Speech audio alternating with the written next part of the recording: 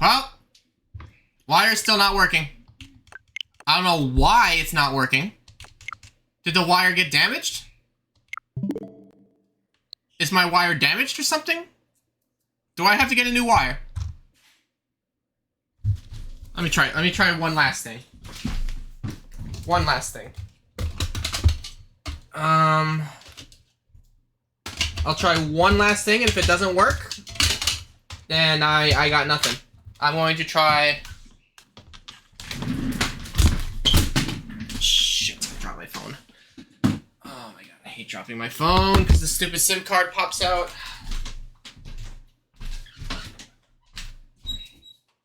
What am I doing? What the fuck am I doing? Oh, I need my backpack. Backpack. Got all my shit in it. I hate this. The second I do well in Curtain Call, the universe decides that I can't do anything well anymore. Like, everything has to go to shit. Everything. Literally everything has to go to shit the moment I do well in Curtain Call off my first offline. You're like, yeah, you're doing too good. You're having it too good, my guy. You gotta stop that. Gotta stop that. Tell me that works. Tell me that shit works.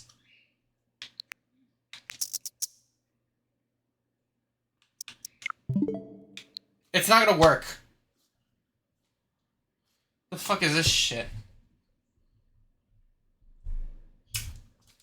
Hold on. Timeout. Timeout. This isn't working. Just DQ me. This isn't worth the time investment. Just DQ me. This isn't worth the time investment. Alright, just DQ me. Just DQ me.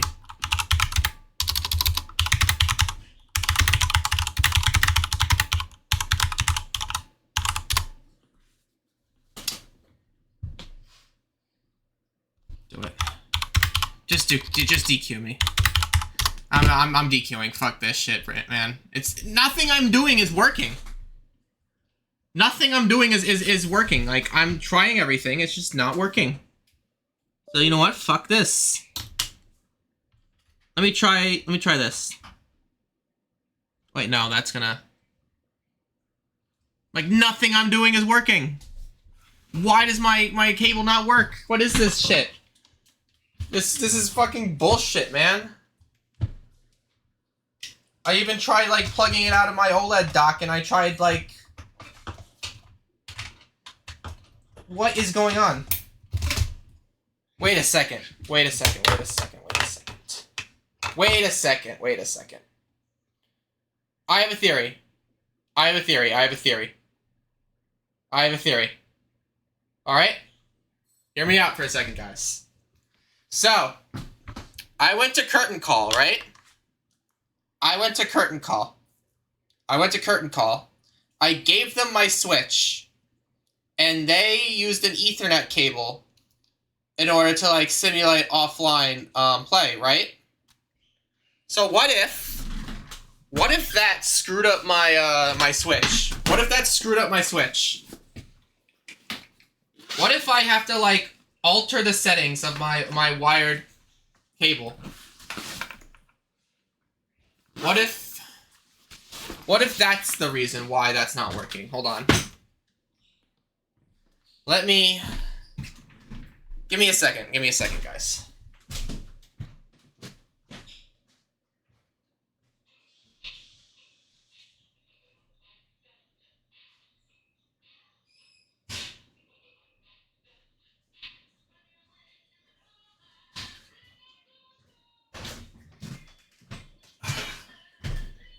What if...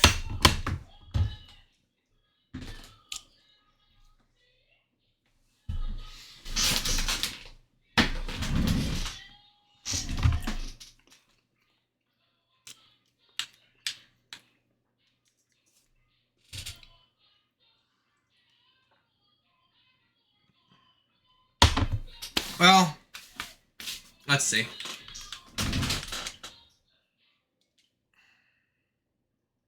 Let's see something. Oh, wait. Hold on.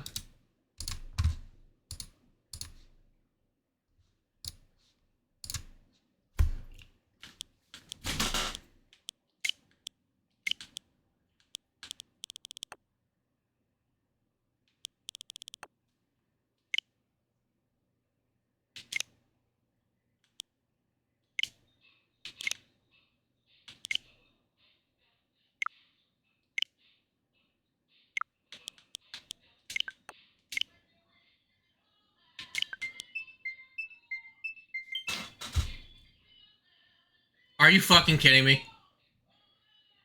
Are you fucking kidding me? Are you actually kidding me? What the fuck? Okay, you know what? I'm glad I fixed it. At least I fixed it for future reference.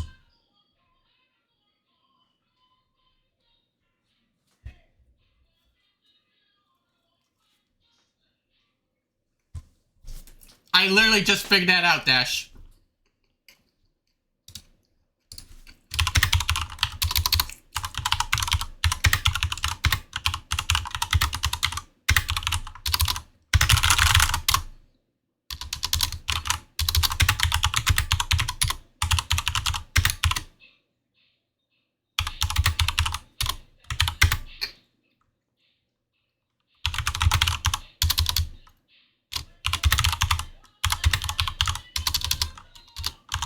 I don't mind.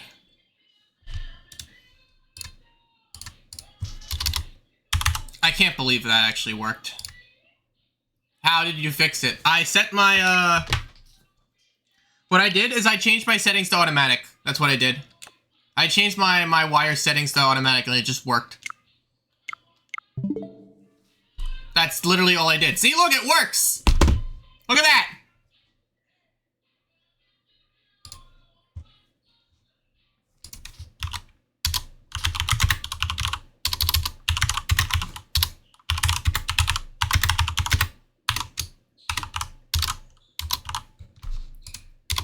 All right, so I'm not participating in this tournament at all.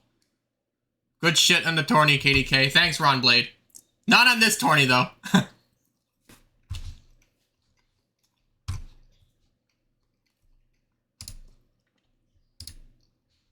on. Okay, let me just fix a couple of things. I gotta fix a couple of things.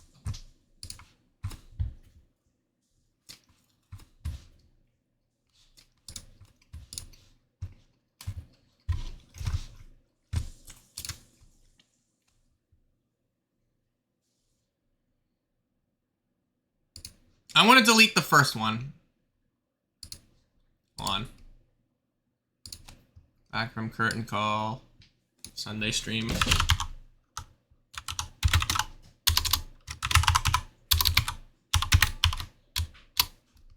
Okay, no, I'm just gonna cancel. I'm just gonna delete it. Okay, I'm just gonna delete it. No reason to keep it up there. It's bad VOD in general. Alright. How many hours do I got on Pokken? No, that's a good question. I don't know. I actually don't know.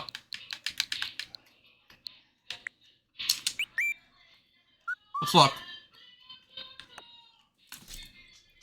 Let's look. Let's have a look.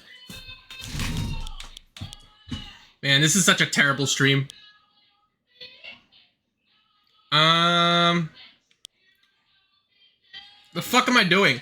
Oh, I know what I'm doing. Okay, profile. I have 3,110 hours. Which is baby hours compared to, some of y'all. Some of you old heads in the chat have, like, way more than me.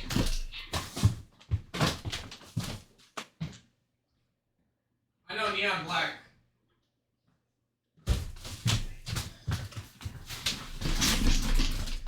I know Neon Black has like fucking 4,000 or some shit like that. Let me see. Let me have a look at him. Hold on. Let's see Neon Black's hours. Actually, no. Let's see Vanny Star's hours.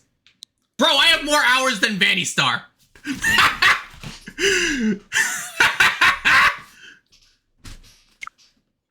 Let's see Gylerjin. Alright, man. Man hasn't even hit 1K. This is tragic. This is tragic, man. Hold on. Let me just turn up my... Let me fix my monitor.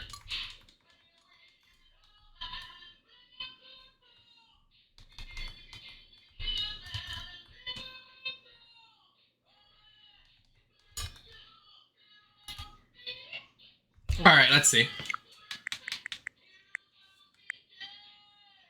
Let's see Aldrake. Yeah, Aldrake Drake has more than me. Look at Drake's hours. Yeah, look at Drake's hours. See, let's see, no, Oreo's my buddy. Let's see. I gotta delete some of these dudes. Biggie hasn't played this game in... Okay, hold on. Let's see 99 Dash. Man hasn't even hit 600 yet. Crazy you have more than me?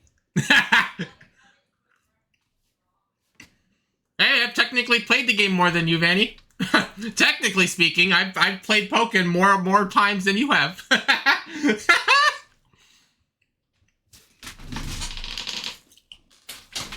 Anywho, alright, so 99 Dash is 595. Let's see Chepe. Oh, he doesn't show. He doesn't show his hours. What a pussy. Smells like bitch in here. Alright, let me see. Where's Neon Black? Where's my boy Neon Black? Oh my god, these are some of my old Smash friends. This is some of my old Smash Bros friends from the days. From the days, bro. From the days! I gotta find Neon Black, though. Where the fuck are you? Gem Fury, RPG Frog, Ibuchi, Coral. Where is he?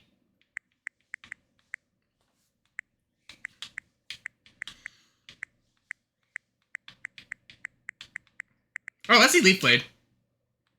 Yeah, Leaf Blade's got a good amount of hours here. Leaf Blade's got some good hours.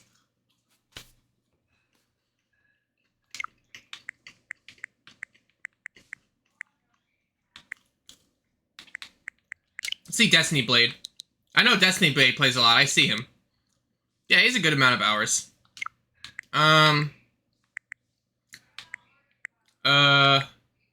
Who else?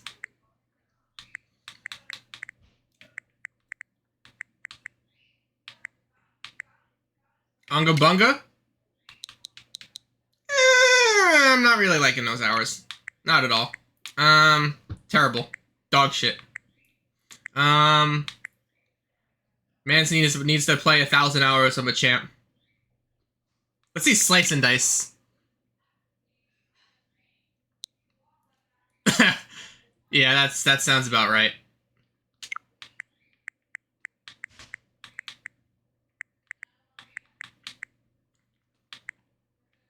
Where do I not have Neon Black added?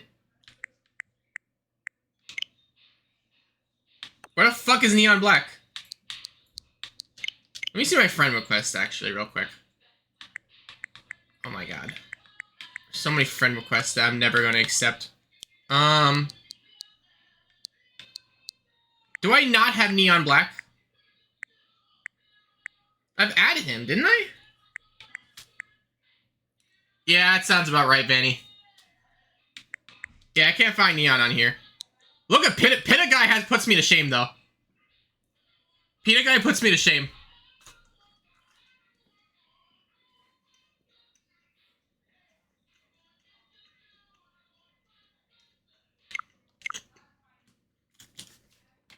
Yeah, that's about it. All right, enough of that. So,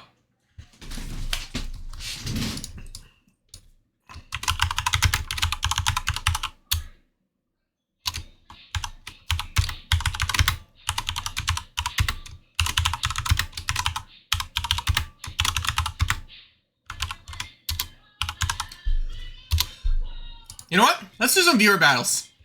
Let's do that.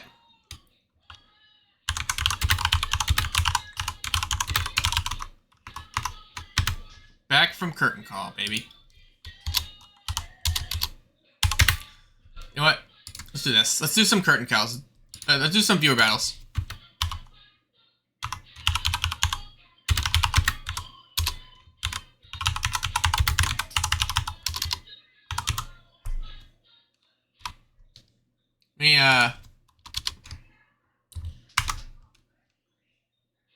Let me see something.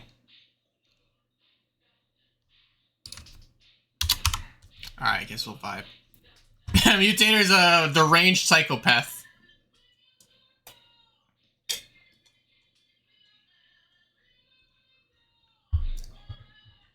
Would you play against people with no LAN? Fuck no, bro! I would never do that. Especially playing offline. Once you play offline, once you get a taste of what it's like, I don't want to do that no more. I don't want to do that no more. I tasted the golden fruit, my guy. I don't want to play with no LAN. Fuck that shit. You get wired, you go home. Go wire or go home, my guy.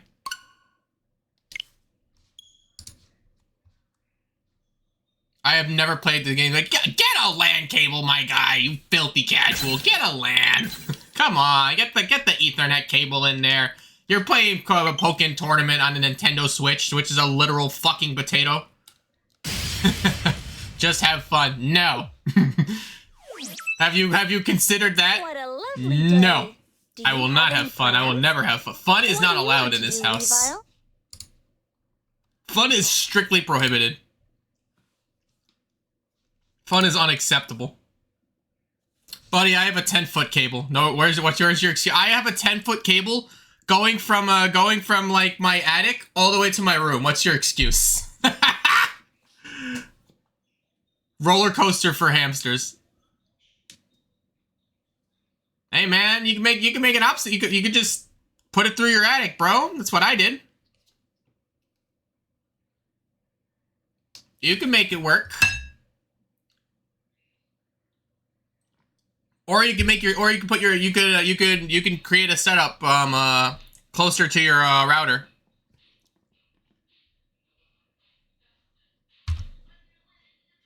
Get the shot guy out, seriously. Yeah, like get a wire. Get a wire, my guy. All right, you know what? Since oh shit, open. There we go. Okay, we can do viewer battles. Let's do some viewer battles. Let's do some viewer battles. Got enough viewers, and we could do some viewer battles while. And I could talk about Curtain Call. I could talk about my experience in Curtain Call. Actually, you know what? Maybe I'll do that. So here, fabulous me, right here, in the flesh. Let me just. All right. Let me just turn on the light. It's kind of dark in here. Let me turn on the light. I hate this web camera. Like this is the one that Dev uses, and I hate it. It's so fucking garbage. I remember when you used to do webcam for your streams. Yeah. I don't know why I don't do that no more. Well, actually, I don't do it because mainly I don't really care enough to. Like, I never really saw the reason why I should always show my face at all times. Like, I never really understood that. But now, since I'm talking to you guys, I'm telling you a story. I'm talking about my experiences. I guess I'll go do that. And you know what? While I do that,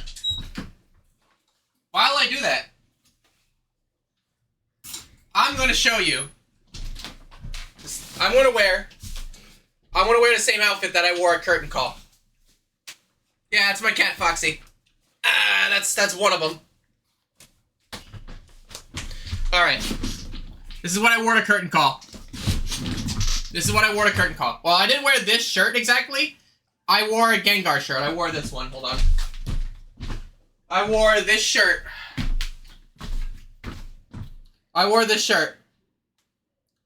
Under this. So like I was wearing this almost under this. That's what I was wearing. Yeah. This is one of my favorite shirts. Yeah, this is a cool ass shirt. I like this shirt so much. So I wore that to Curtain Call. And I also wore this. I wore this jacket. So yeah, this jacket looked real nice. Especially with the black pants. Like I was wearing all black. And of course. Shit, fuck. Of course. I wore my favorite hat. Ta-ta! Oh my god. Why is this... I hate this webcam so much. All right. So yeah, this is what I wore to curtain. This is more or less what I wore to curtain call. All right. If you have a look at my room, you can see the medals are right over here. Right here. You see the medals? Isn't that cool? So those are the 2 medals that I won. Leafeon is wearing it right now. That's the Leafeon plush that I got from Nintendo World, in New York. Yeah. So I put it on Leafeon. You can have a closer look if you want. Hold on. Let me go grab them.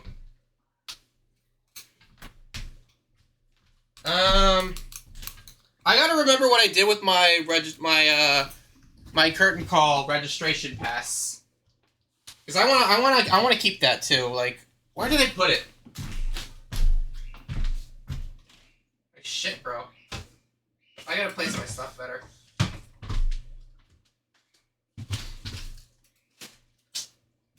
Where did I put it? Uh-oh. Looks like I misplaced it.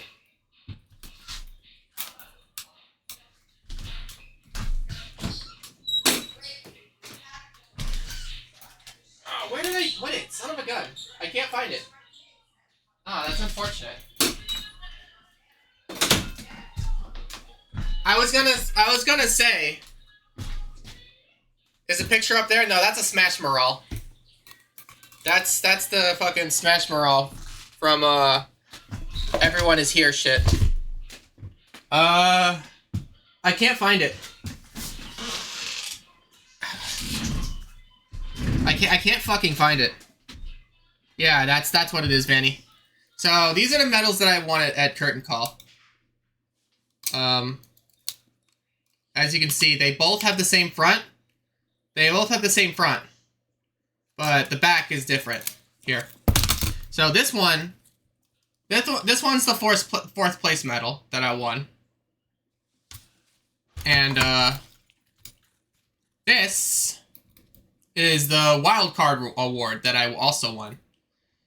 I hear later on from Neon Black himself that he was gonna win this for beating Jukum, but my loser's run was just way too good for me to not win this, which is why I ended up winning it.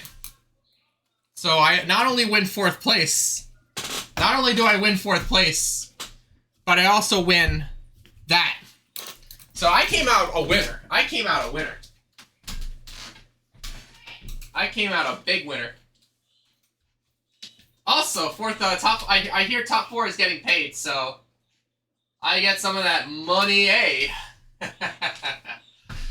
Oh, okay, so I found it. Alright, thank God. Alright, so in Curtain Call, we walk in, right? So they give us this. They also give us a bunch of wristbands, but I ripped that shit off, like, later, like, after the event. I threw it out. It's a piece of garbage. It's literally just a fucking green shit stain around your arm. And then they also give us this. For spectators, they give you a spectator pass. It says spectator, but I was a player, so I have a player pass here. And you'd wear this shit around your neck like this. Like this. Like you just wear it around your neck, and what would you do? You'd wear that. So you're all dipper and dapper to for Curtain Call. Just like so. Oh, I forgot the... Alright. So we go into Curtain Call. Okay. Before we go into Curtain Call, though, I meet Neon Black on the train station. I posted this. I more or less posted this story on Twitter as well as Discord. Like, I think I've told you guys this. But for those of you who haven't seen my Discord or don't follow me on Twitter for whatever godforsaken reason, because of all the pornography I like, that's fine, whatever, that's cool. But essentially, what happened is what I'll tell you the story from the beginning. Let's see. So before Saturday is the day of Curtain Call. I wake up early. I wake up at maybe around 6 o'clock. Roof beside. My Discord is Calamity KTK. Like, it's literally my Twitch username. All in lowercase, of course, because Discord is fucking weird. Here, I'll even type it out. I'll even type it out for you.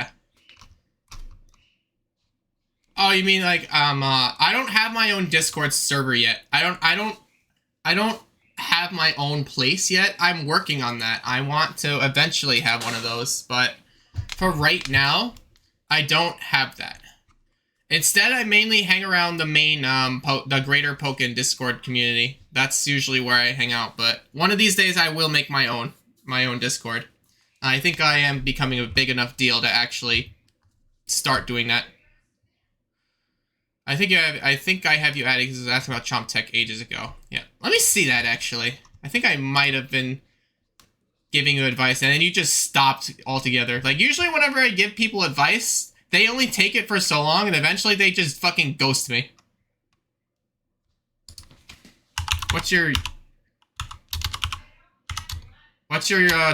Discord name? What's your Discord name, bro? See if I can pull anything up. Why is my... Also, this hat is, like, starting to really get bad.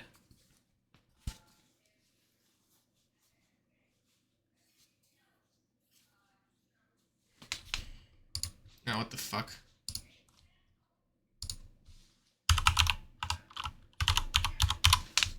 Geo? Is that you?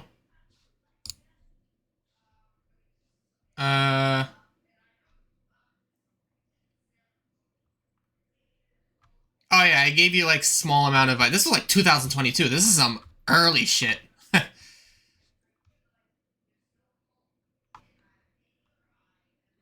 Oh my god, this was when my Gengar was like worse than my Chomp. On a good day, you wouldn't be able to touch my Chomp, but on that same day, you would be you'd also be close to evenly matched. Yeah, my Gengar sucked back then. This is like June 8th. Oh my god. Yeah, that's nuts. That's been a while. It's been a while. All right. Anyways, let's take it from the beginning. All right. Let's take it from the beginning. So those of you who aren't on the Pokken main cord or haven't seen my posts on Twitter, I will tell you my story right here and right now. When you were popping off yesterday. I was thinking about that guy. Yeah, because I'm right. On a good day, you wouldn't be able to touch my Garchomp. And also on a good day, you wouldn't be able to touch... Like, right now, you wouldn't be able to touch my Gengar on a good day. Like, I'm just saying it right now. Like, on a good day, you wouldn't be able to touch my Gengar. That's... I just said it how it was. But anyways, let's start the story from the beginning. From the very beginning. Because some of you here don't really keep up with me in other places. This is a place you come to for me. That's fine. So, here's the thing, alright? I wake up early. I wake up at 6 o'clock because I went to bed early for curtain call. I went to bed nice and early, alright? Right after school, I eat dinner and I go straight to bed. And I wake up at 6 because, you know, that's what happens when you go to bed early. You sleep for 6 hours and you wake up and you're like, shit, I'm up. Okay, you know what? I'm just gonna brush my teeth. I'm gonna go get dressed. Who wouldn't remember the entire day? It was a big day, my guy. So anyways, I get dressed, I get ready. I put on these clothes. I put on my clothes. I still have my costume. I put my costume in my bag. Here's my bag. Where's my bag? There it is. Alright. This is my bag.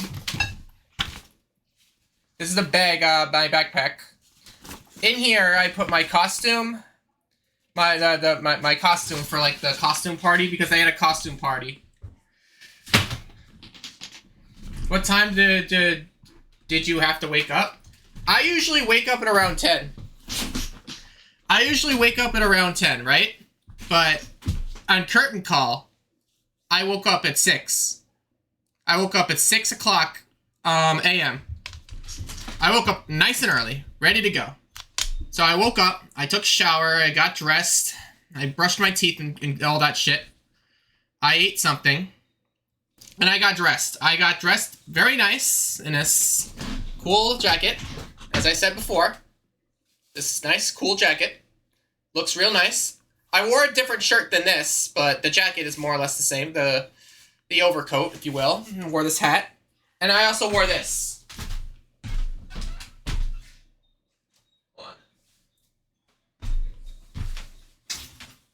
wore my coat.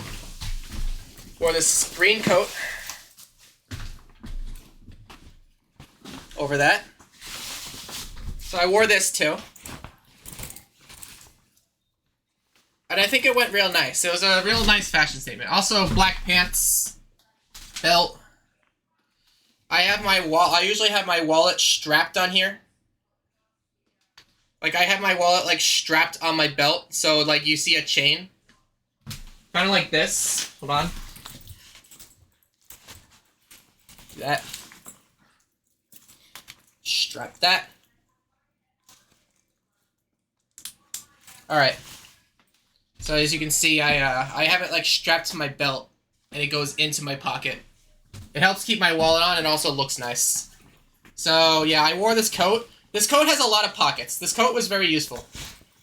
It came. I bring my gloves with me. Not only were these gloves useful for my costume, these black leather gloves, but also they're just good gloves in general. They're nice and warm. So I wore them. So yeah, but this coat was like to keep me warm. It kept me nice and warm. It also looks cool. Like, look at this. Don't I look cool? Doesn't this look awesome with the hat too? Like, come on. Also, I wore this. Hold on. It was like 50 degrees. It was like 50 degrees and it was rainy. So I wore this. Now, you can, like... This is a ski mask. So you can wear it over your face like this. Or you can do this. You can do something like this. No, it's not glove temperature. It's not glove temperature, but it's nice to have them anyways. Also, I needed them for my costume. My costume required I need gloves. So I brought them with me. Also, I always bring them with me in general. They're always nice to have. If you could bring gloves, you should. So I wore this, right? Oh my god.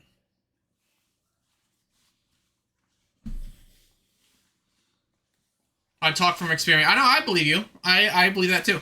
Alright, so I wore this. Hey, no, out of the closet. You know better. Come on. I don't want hair all over my shit. Anyways, and then I put on this hat. And this is more or less how I went to New York. Looking like this. Got the coat. Got the nice jacket underneath. No. Out of the closet. You go out. Bad. Alright. Okay. So, yeah, I wore all this. I think I looked real nice. But anyways, I'm going to take this off now because it's not cold in here at all. Like, at all. So I'm going to take this off. I don't need this. I'm going to take that off. I'm going to put this away.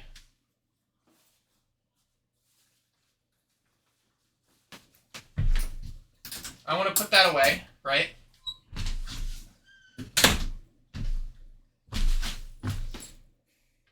Alright. So this is... okay. So that's my morning, right? I get dressed in all this. I eat. I prepare everything I need. I have my costume in my bag. Remember, this is the bag. This is the bag. This is the bag. This is the bag, right? So this is my bag. Oh, thank you, Candy Sai. I'm explaining my story right now, so if you want some story time, you better sit your ass down and listen. Alright, so... This is the bag I bring. In this pocket right here, I always bring a Nintendo Switch dock, an AC charger for my Nintendo Switch. I brought an HDMI cable, and I brought an Ethernet LAN cable. I gotta put that away. Hold on. Shit. Did I put that away? I better put that back, because okay, good, it's back in here. Alright, okay. So I brought an entire setup's worth of stuff. I always have this in here. This is the pocket where I bring all that shit. And so I have my costume and and equipment required for Nintendo Switch setup. That's what I have. And also, this is the controller I use. Some of you may be wondering what the hell this is. Some of you may be wondering what the fuck this is. Like, you see this, like, fucking, this, whatever you want to call this, and you're like, wait, KTK, what the fuck is that? This is to put my Nintendo Switch on, so that I can play handheld like this. So that way I'm always on the grind. So whenever I get a break at work, do some Gengar combos, baby. Yeah, it's a Switch mount. That's exactly what it is, Candy. Or Candy, whatever you want me to call you.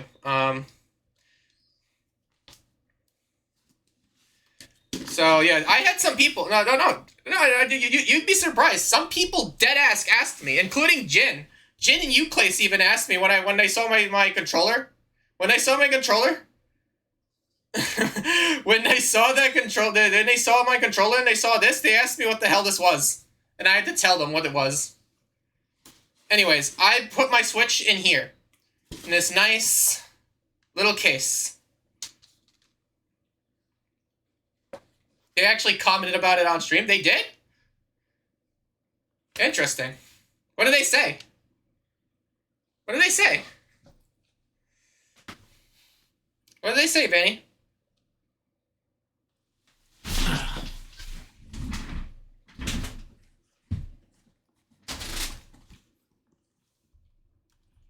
Oh, they just explained what it was. Yeah.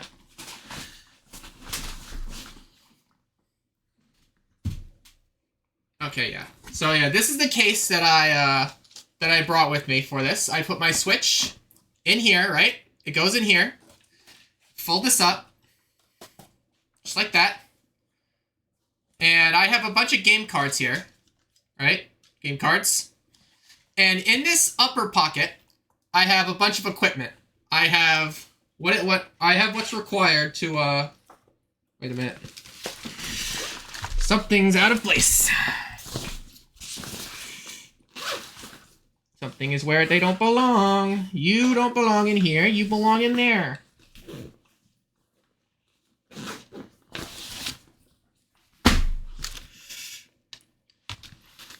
I'm getting to that, Ron. I'm getting to that. I'm getting to that. I'm getting to that. I'm getting to that. Patience. So in this pocket over here is... Now you will stay awake, my guy. You will stay awake for this. Alright. So this is the where the wire is. Alright, you know what? Fine, I'll tell you. I took a train. That's all you... That's... I took a train there, but we'll get to that. So this is where I keep everything. Alright, I'm taking this off because it's kind of hot. Also, I'm going to turn on I should turn on my fan. It's getting hot in here. So, yeah, that's... This thing has everything I need. So, everything I need in this case, in this trusty case, I put it in. I close the case. I put that in my backpack. And along with that, here are some other things I bring with me in my backpack. This camera is killing me. I don't like this camera, man. Alright. So I bring that. I bring my costume. I bring my Switch setup. And I also bring water. Like a full bottle of water. I bring ginger ale soda. I brought those Oreos. You see those Oreos in the background? I brought those too. Something to eat. What else did I bring? I brought a battery pack. I brought and that battery pack saved my life. That battery pack saved my fucking life, and I'll talk about that. I'll talk about that. I'll talk about that later. But just know right now, the battery pack that I put into my my backpack, along with this charger, this saved my life. I'm not kidding. I'm serious. That was a lifesaver, a genuine lifesaver, because of a certain someone I'll talk about. Anywho, so that I think I was fully prepared by then. I brought everything. I was loaded. My backpack had everything I needed. So all I had to do, after I ate, after everything was done, I had my coat. I got outside and I walked to the train station because I live maybe about 5 minutes away from the train station. About a good 5 to 10 minute walk from the train station. I walked from my block, walked down a couple of other blocks, and there's the train station. I walked to the train station. I got there at around 9 o'clock. I think I got there sooner, but I got there around 9 o'clock, and I bought my tickets for the 9:31 train, or 9:39 train, I think it was. So I bought a ticket from the Wantagh train station to Grand Central, and so I bought my ticket and I waited. I think I may still have my ticket, or I just threw it out. I don't know, but either way, I bought a ticket. Waited at the train station. I had some small talk with the locals there. And then when my time came, my train arrived. I boarded my train. I boarded the train. And I sat down and I even posted on my Twitter that I was ready to go. Hold on. Let me see if I can find the post. I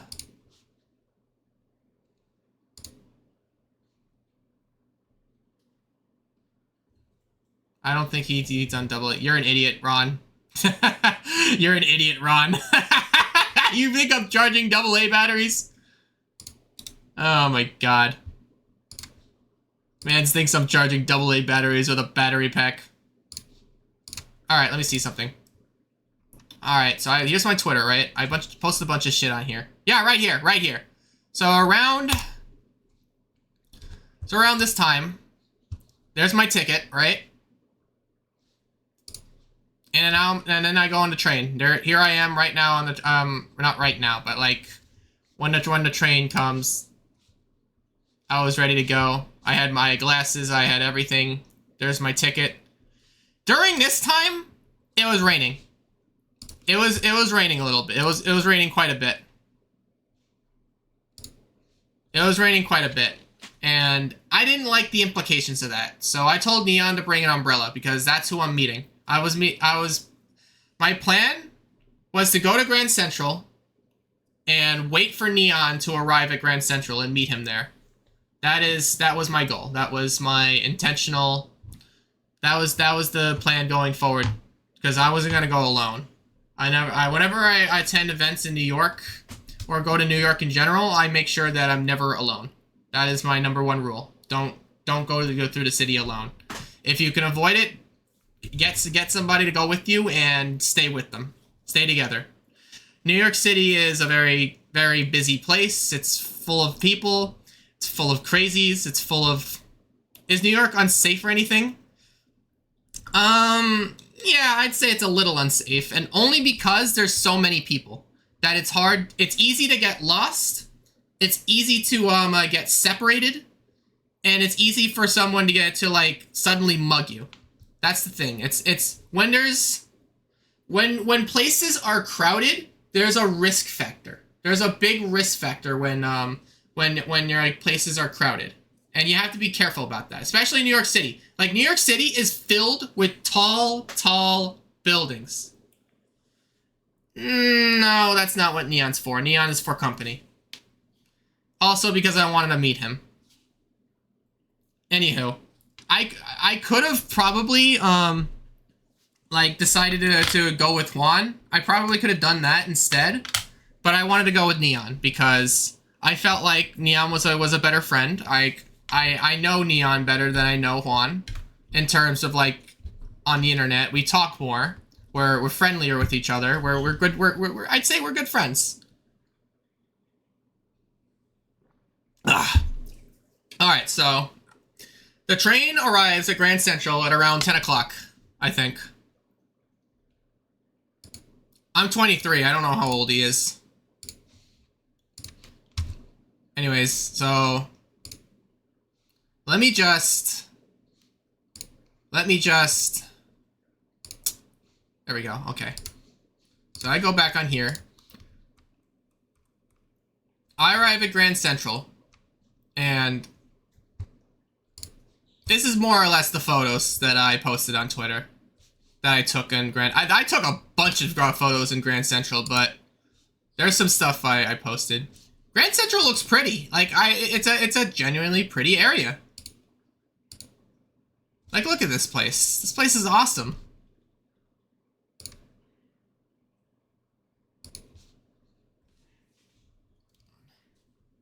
I took even more photos.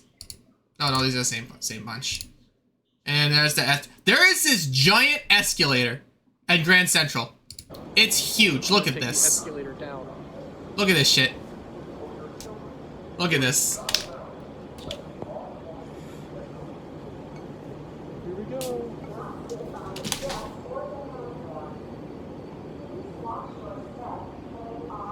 Look at that. Look how big that is. Can you believe it? That's crazy. I've never seen anything like it. It's a pretty long way down the escalator. Yeah, as you can tell, I've never been to Grand Central before. Up here.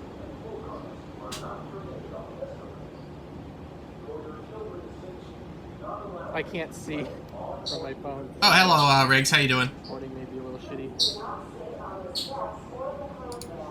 Also, yeah, Neon is 19, so he's not that much closer. Juan is closer to my age. Juan is closer to my age. Also, Grand Central is 8 stops away from Canal.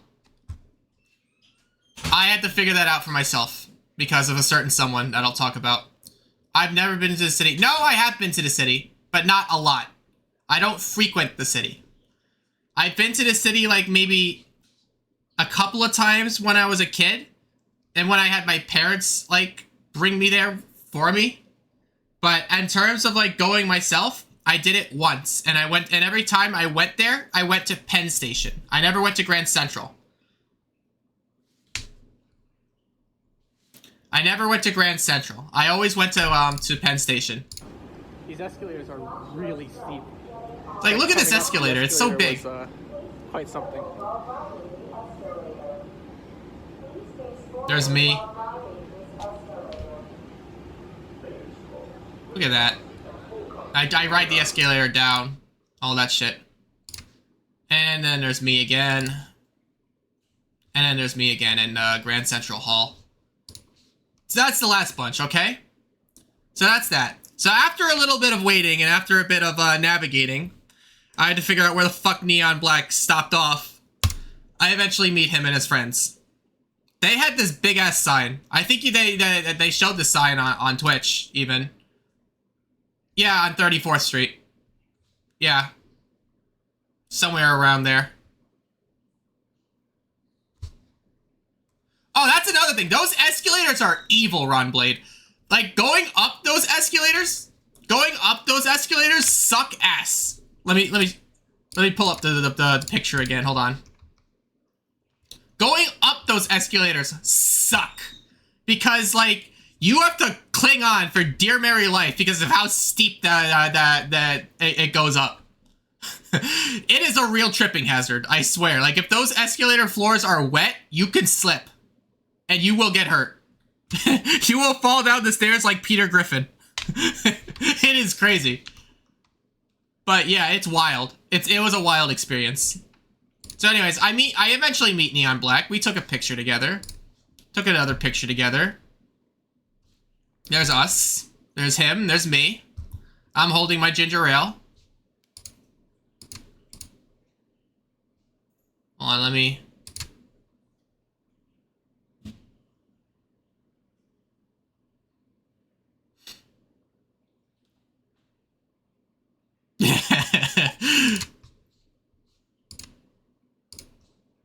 Alright, so then there's two photos. There's me in my hat, and there's him with his Mewtwo shirt. He was wearing a nice shirt too. He's got that Mewtwo shirt and everything. He could have dressed better though. He looks plain. Oh well. And then there's the venue. We took a subway to the venue and we walked. Luckily, I remembered the way. I remembered the way from the venue to the subway station. So I at least remembered that for the story I'm about to tell you later. So you better stay tuned for that. So yeah, there's me in front of the venue. And there's the venue right here. All right. And the sign. This is the sign, by the way. This is the sign. We all signed. We all took turns signing it. I even drew a mustache. If you look over here, I drew that mustache over here. I also signed over here, but I drew that mustache from a champ. And Mutator signed over there. So Neon and his friends brought a bunch of signs. No, not a bunch of signs. They brought one big sign. And he didn't come alone. He came with two of his friends. He came with two of his high school friends. And they prepared this sign for him to cheer him on for the event. So that's the sign that we're talking. And this sign even showed up on stream. And later on in the event, Neon would go around with a sign asking people to sign it.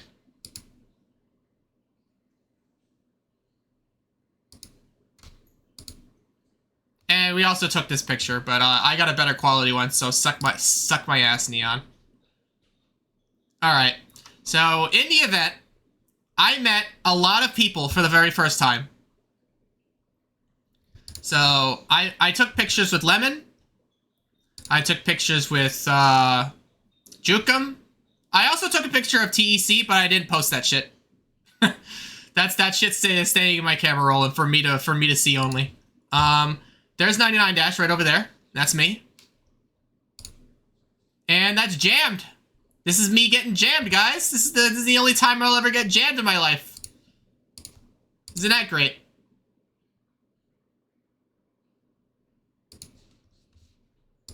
So that's the pictures I took with them. And I also found Kamal. Kamal's over here. And then there's Mutator.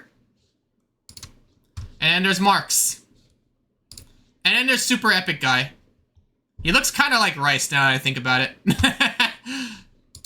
The photo quality is not all that great, honestly. But oh well. So yeah, that's that. I also met G. I also met TEC. I met Aldrake again. I met little homie Juan again. And I also met Lord Euclase himself. Like I met Euclase, but he didn't really want to take pictures with me. He seemed too busy to do that. Oh well. Hey man, Riggs, I would have taken a picture. I know I met you, Riggs. I met you too. I forgot to mention. I met you. And I also met you, Kandai, but we didn't take pictures together. We didn't take pictures together, so I never got to post that. Oh well. It was nice seeing your faces there. And then later on in the event, I typically hung around Neon Black, Alpha Flower, 99 Dash, and Sunny Deluxe for most of the event. We took some cool pictures. This is picture number 1 right over here. This is Alpha Flower right over here. This is Neon Black. That's Alpha Flower. This is 99 Dash, and that's me. With my costume hat.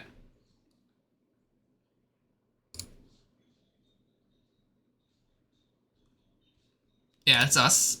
And then this is Sunny Deluxe and me. Look at that picture. Look at that picture. Look at that picture.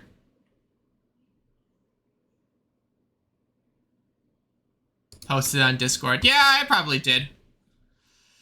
Look at that. This picture, though. Look how hard that goes. This picture goes so hard. Also, at the end of the event, I got this. Do I still have that shitty cacturn?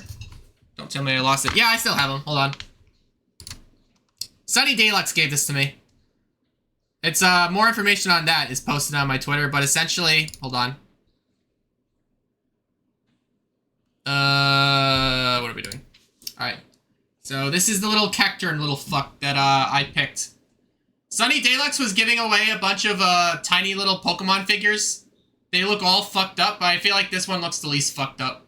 Focus, focus, focus. No? Okay. No, Euclase is confirmed that I did indeed get top 4 payout. Is this left or right? This is left, okay. So yeah, I got this cute little thing from Sunny Deluxe. Sunny Deluxe is an awesome human being. I love her. She's so cool. Like, god damn, she's so cool. She dresses so nice. She's well mannered and and I also got to play friendlies with her after after like not seeing her ever since my ranked days in 2022. Remember that shit? Remember that shit, Vanny? Where I just did nothing but played ranked for the past 2001 to 2022 for the past year. Remember that? Remember my ranked era? That's where I haven't seen Kamal or Sunny Deluxe online ever since. And then the next time I see them is offline in Curtain Call. Isn't that crazy? That's insane. Like, they saw me grow. Sunny Deluxe even told me in person that she got to watch my Gengar grow. She watched my Gengar improve on ranked. Yeah, but my ranked era was way bigger. Like, way bigger. I have, like, what, fucking almost 30,000 games on ranked. Most of my Pokken hours are on ranked alone. My hair looks nice today, actually. Holy shit, I'm looking at my reflection right now. My hair looks fucking fantastic. Perfect. Alright, so yeah, that happened. I met Sunny, I met a bunch of people. We all had a lot of fun. I got to sit in tables, I got to talk to people. I got to talk to you, Riggs. I got to talk to to Candy. I got to talk to Aldrake. We did a lot of talking. We did a good talk. It was a good chat. So I had fun in the event. I've been losing to Vanny on ranked for years. Yeah, pretty much. That sounds about right. No! I better not have lost that. Oh my god. Oh, okay, there he is. Oh, crap. I dropped him. I'm putting him up here. I don't want to lose him no more. I don't want to lose that cacturn. That is a gift from Sunny Deluxe herself. I will treasure it.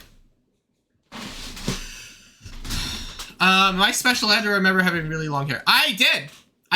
My hair was much longer last month. I only had it cut like a couple of weeks ago, mainly because it was getting too long. It was starting to get in my eyes, and going into curtain call, I did not want my hair in my eyes. That is not something I wanted. So I also wanted to look nice in general, so I had my hair cut shorter. Here's the thing about my hair. I've been told by lots of people that people would kill for this type of hair. Not only is my hair like, you know, it's blonde, natural blonde. When I was a kid, my hair used to look bleached. Like, my hair shone in the sun like an angel. Nowadays, it's like lighter, but when people look at my hair and ask me, hey, do you highlight your hair? I'm like, nah, bro, I don't. And another thing I don't do for my hair is blow dry it. I've never in my entire life have dried my hair. My hair dries in a naturally curly manner, so that, like, it looks like this. I don't brush my hair. I don't blow dry it. I just fucking run it under water and let it dry. That's all I do. That's it. And yet my hair dries perfectly. That is one thing I'm super lucky to have.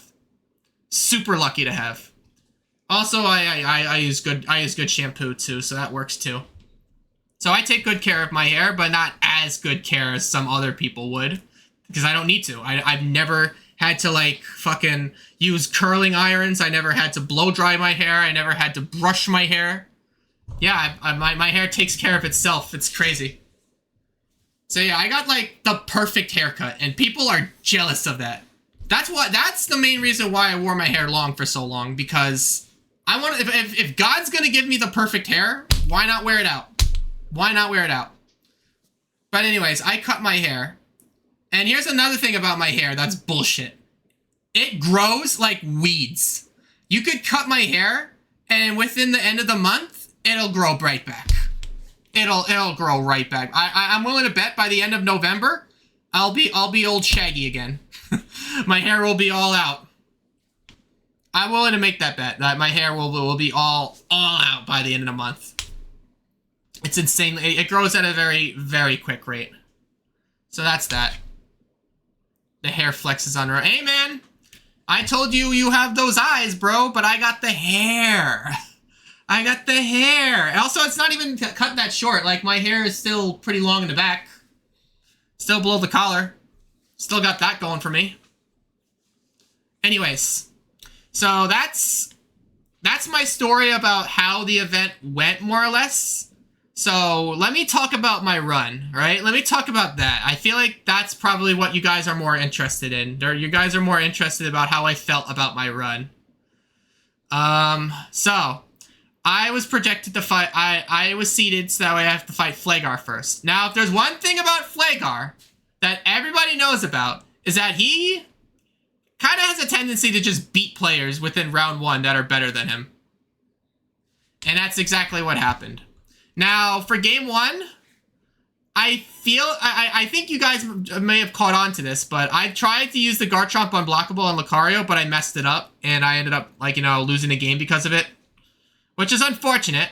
I choked to game 1, oh well. And then game 2, I did something stupid. He was able to jump over my burst, and I died for it. Oh well, I get O2'd by Flagar. Everybody sees this, and I'm willing to bet that people saw me get O2'd by Flagar, and they were like, and they thought I was a lost cause, like, right? They thought I was just gonna be doomed to, like, place beneath top 8. Like, they thought I were gonna place, like, I don't know, maybe, like, 17th or some shit like that. Like, they didn't think I was gonna, like, rise up or anything. Like, they saw me getting O2'd by Flagar. I'm like, oh shit, that's it. That's wraps. That's it. It's over. That's over for KTK. He's not making top 8. But then I made a loser's comeback. I remember Wingtide's react. Bro, let me talk about Wingtide for a second. Let me pause my story for a second to talk about Wingtide. Bro needs to get off my dick. Like, actually. Get off my dick, bro. Like, he whenever something bad happens to me, or something unfortunate happens, whenever that happens, he's always there to to make fun of me for it. I don't know how. How does he do this? But one thing's for sure, Wingtide's been real quiet ever since I got finished top 4 at Curtain Call. He's been real quiet. Yep. I haven't heard a word from him. Let's just say that Vanny gave me a free pass to Curtain Call, and I honored it. I honored it. You gave me that pass, Vanny, and I got top 4 for you. It happened. You gave me that pass. And I got an arguably better placement than you probably would have gotten. Maybe. I'd like to believe that. Keeps me up at night. Keeps me asleep at night. Anywho, what am I doing? Right, the run. So after I lose to Flagar, I got O2'd by Flagar, and everybody makes fun of me for it. All that good shit. Everybody's calling me a clown. Everyone's calling me washed in a Twitch chat. Life's good. Everyone's like, even Jake pulls me over, like, bro, what happened? I'm like, I got Flaggard. What can I say? Oh well. But if there's one thing about me, and one thing you guys know, is that I will always bounce back. Nothing's gonna hold me back. Nothing. Getting O2 by Flagar? Fine, sure, whatever. Make a loser. I'll run through losers. And run through losers I did. Run through losers I did. So here's my losers run. First I fight some random Pikachu. I don't even remember their name. Let me pull up the curtain call bracket actually. Who are they? Dekinu.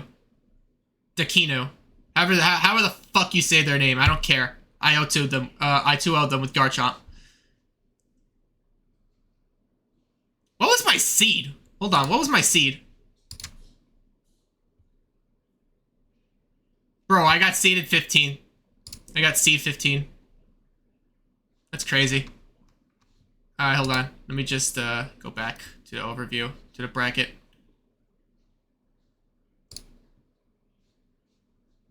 Brackets. Hold on. There we go. Okay, so first, let me pull up the history. Let me pull that up. Alright, so I lose to Flagar, which makes me avoid getting Mutator, getting the matchup against Mutator.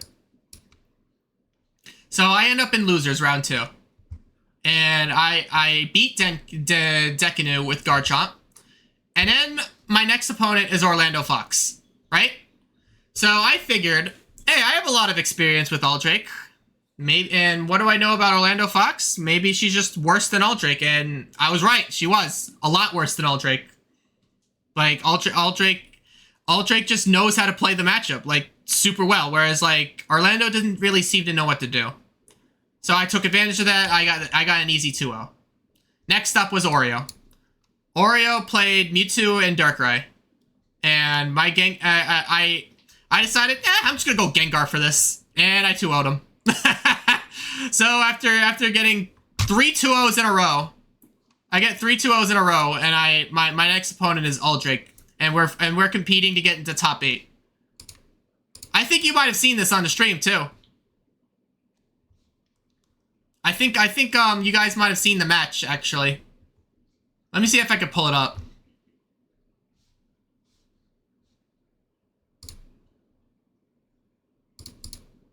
Let me go back to Twitch. Hold on.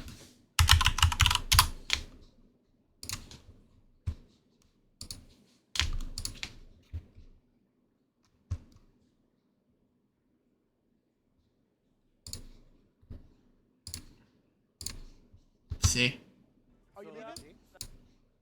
I think no. Uclase took off trading guards. He pulled the rock. See if I can find it. 15 seconds to go. Yo, the Mega Buster. You're just like. Oh my god. Oh, here we go. Here, I found it.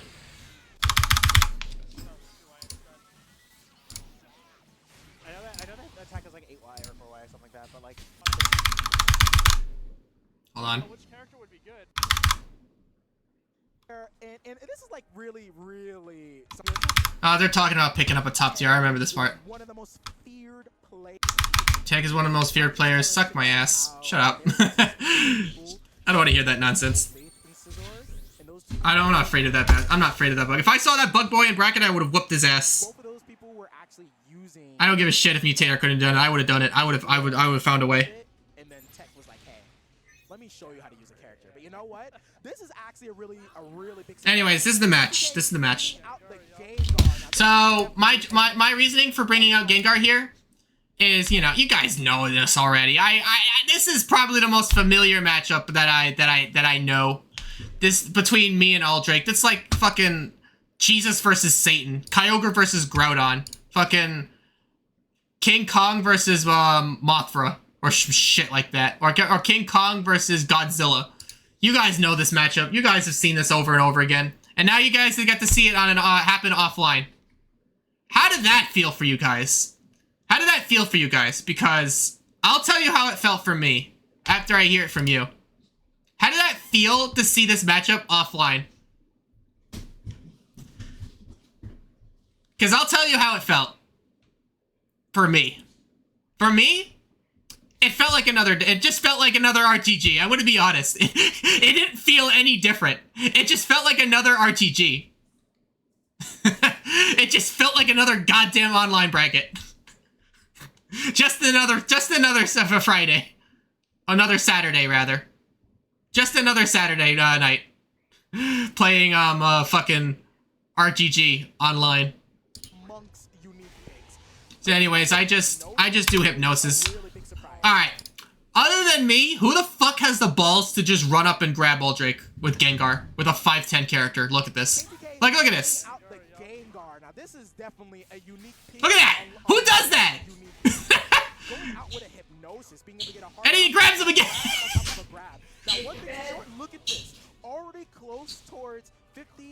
I'm not gonna grab him again. Bro, if I had the balls to grab him again, that would have been so fucking funny. And watch, he's gonna do Pocket Sand? Look what I'm gonna do. Wait, not here. Bam! Look how much meter I have! Look how much meter I have! Like, I like won field phase like 2 times, and look how much meter I have. This is wild, man. Oh, and then the chat was like, the classic KTK, the classic. And it is festive. Aldrake, remember if you lose, we're not speaking.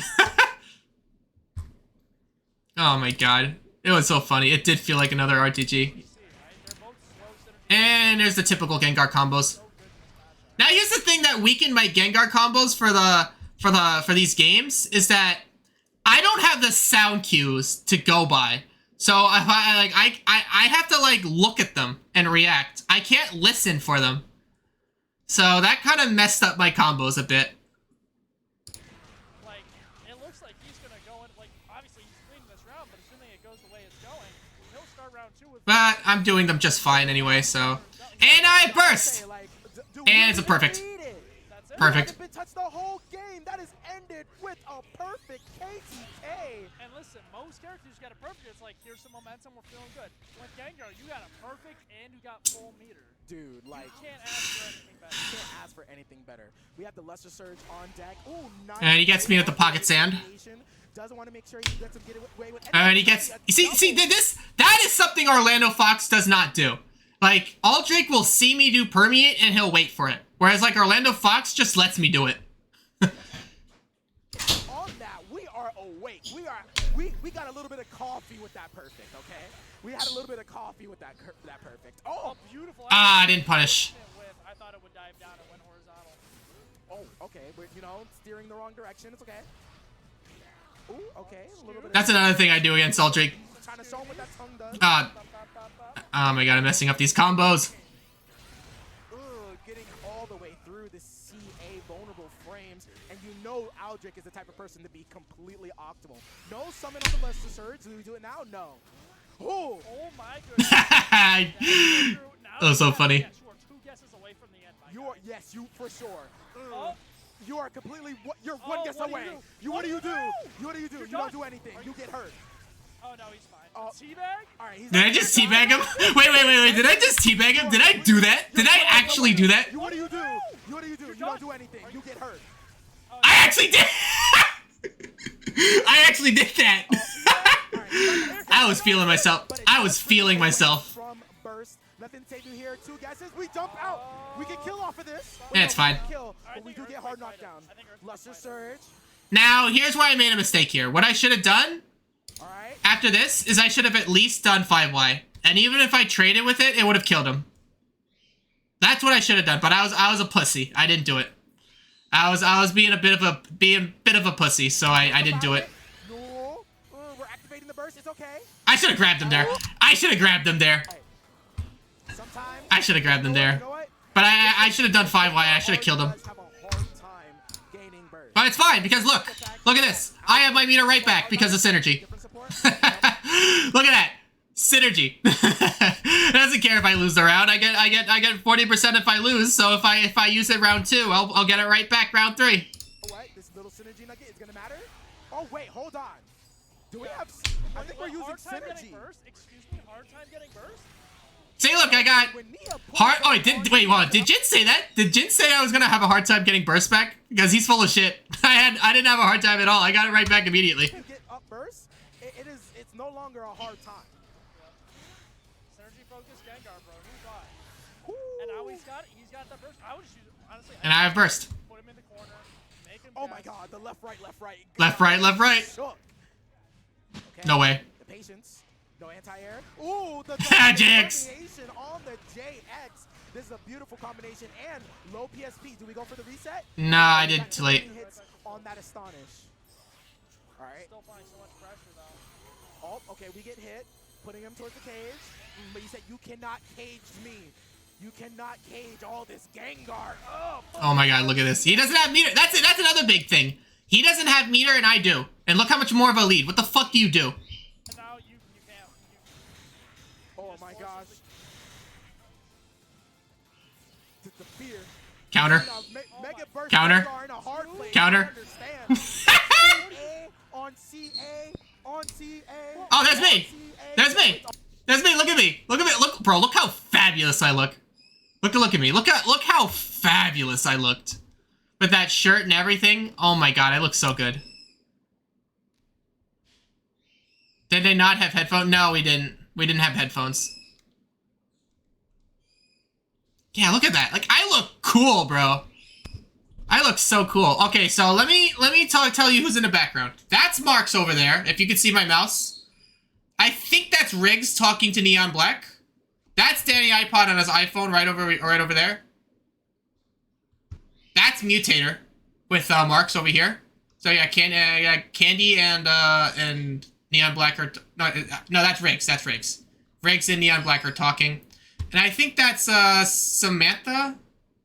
I forget her name. Her name is slipping my tongue right now. And that's Alpha Flower back there, right over here. That's Alpha Flower. Those are the people I remember from the top of my head. All there. What do you do? What do you do? What do you actually do? Let me tell you what you do. You survive. That's all you can do. But it's only 3 to guard break. If he breaks your guard, you're done. All he does is charge counter. You can't jump out of the corner. It's too far away. You Listen, can't dive kick. You can't stuff it. I didn't tell you how to survive. I told you to survive. Like, okay? you have to just hard call out, like, 6x or something. Like, I don't know what you do there. Ooh, okay, a little bit of hesitation. Ooh, and that hesitation costing Aldred that first dual phase, and nice. Beautiful dash back right there. Yes. Cancel. Attack. Ah, I get drilled. Huge amount of damage as long as we keep it optimal. Oh yeah, for sure. That's about a third of my life. I'm sorry. Give me your money. Yeah, that sounds about right. And your code. Aldrich's bouncing back. Oh, and we keeping you. He's gonna grab me. Yeah. Oh well. That's the exact opposite of round 1 the first. Exactly. Thank you for checking into the Aldrich Hotel. You were my only guest, but you know, thank you. You can check in. I tried to do homing. It would have been so funny if it worked.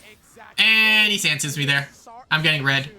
What will I do? Let me see the chat. Let me see what they say in the chat. You know what? Early lockdown. Yeah. Oh, he wasn't sure. Oh my god, someone gave me the Curse of Ra. I remember that. I remember Alpha Flower showing me this after the set. Someone kept doing the Curse of Ra on me. Brianna. I don't remember her name. Like, I'm sorry. I don't remember. I don't remember her name. Like, I'm not good with names. But, like, anyways.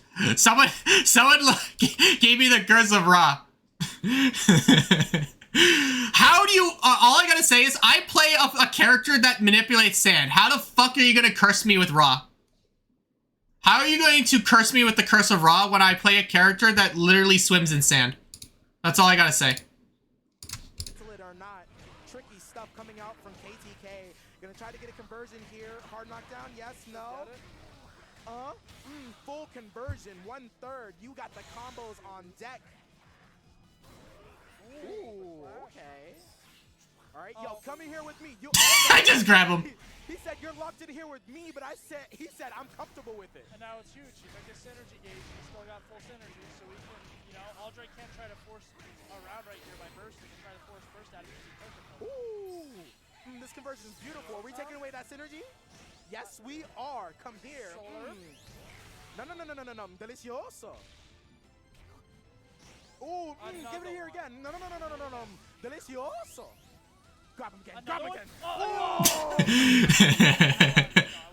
I wanted it too. My man was snacking on that synergy gauge. Now let's go. I like that. Ooh, just walk walk up in. and slap. Said pull up. Yeah, we don't need neutral. Oh, all right, there we go. So I do that. Punishes again. He gets me. He like gets me there. Nice 8Y there for me. Proven that he'd be a tricky character. I hate that. Come on. And I just pop burst because I can. All right. Grab him. That means this is gonna be taken away from the synergy gauge. He's so close to it, but he has to guess again. Oh, I tried to be cheeky there. I probably should have done homing. Right. Luster Still surge. not popping it. Oh my gosh, teleporting out of the cage. We burst here. We don't yes, thank you. Please. Grab him again. Bro, Gengar's grab is so fucked up. Gengar's grab is so messed up. Look at that range. Look at the range I'm able to grab him at. Oh my gosh, teleporting out of the cage. You'd think I wouldn't reach him from here. Yes, thank you. Please. Like, look, I'm over here. There's no way I'm able to grab him from there. Right here. There's no fucking way I'm able to grab you from there. Come on, man. What kind of bullshit is this? But, oh my gosh. All right, it's okay. We got a lot of HP HP on the board. It's practically about even. Burst here? No, we don't want to burst here, actually. Oh my god, he wanted him to push a button. He said, do it. The patience. Do something. Grab. And he's still got meter. He Yes, went he's... through. Oh, he did I it, did though. the obvious burst there, and he jumps over. Oh. But it's okay, because look, I got health to spare. It does not kill. Oh, and the When he drops burst. it. The burst exhaust. No conversion. I would back up. Yes, there we go. Try to get a little bit of distance. Oh, he's dead. But gets hit on the way in with a 6Y. It's 15 seconds. We can back. Oh, and it kills. KTK showcase. And there's me. We got the Look at this. on deck to fight the Can I pop off? Popping off just a tad. Look at that. Oh, and it Look at me. kills. I'm so cool. KTK. I shake his hand. Aldrake's not very happy with that. On deck to fight the I pop off. popping off just a tad, just for the fans. There I am. There I am. Right over there. That Gengar went That's me. crazy. And that's him. Optimal. He did tricks. Alright, I'm hopping off, y'all. There I go. Bro, look at me. I'm so fabulous. I just look cool. I look good.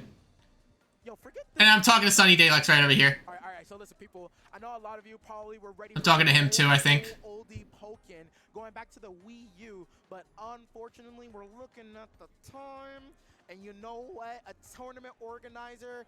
I think that's still me over there. I wonder what I was doing. Okay, yeah. So that happened. So I beat Aldrake in my first offline ever. I played Aldrake. I started to realize he really likes to focus into the game when he plays. Yeah, Aldrake's not very talkative. That's one thing about Aldrake. Aldrake does not talk much. Whereas, like, we're very loud. I'm a very loud player. Aldrake's a very quiet player. Aldrake is a man... I am a man of a lot of words, and Aldrake is a man of few words. I feel like Aldrake and I are, like, polar opposites. Are, like, opposite... well, not polar opposites. I feel like we're opposites in a lot of ways.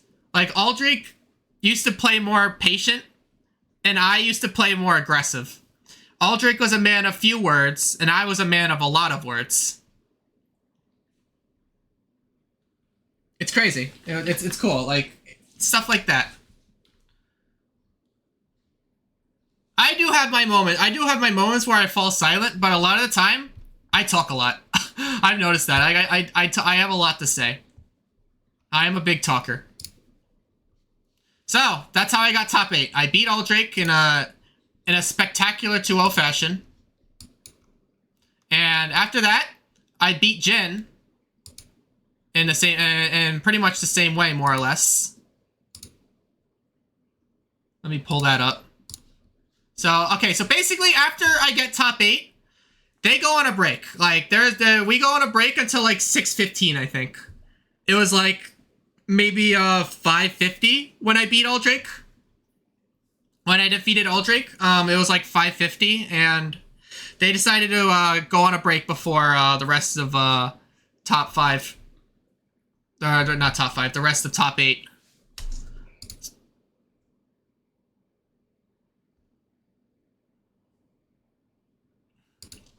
So people got friendlies done. I was told to get into my costume because we're gonna do the costume event. So I was being summoned for the costume event. So I prepared my costume while those 15 minutes were being done. I also talked to some people. Like I had conversations with some people. Some people even congratulated me on making top 8.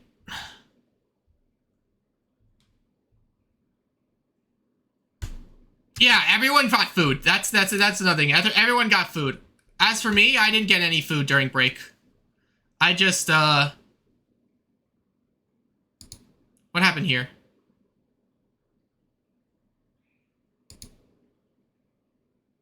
Okay.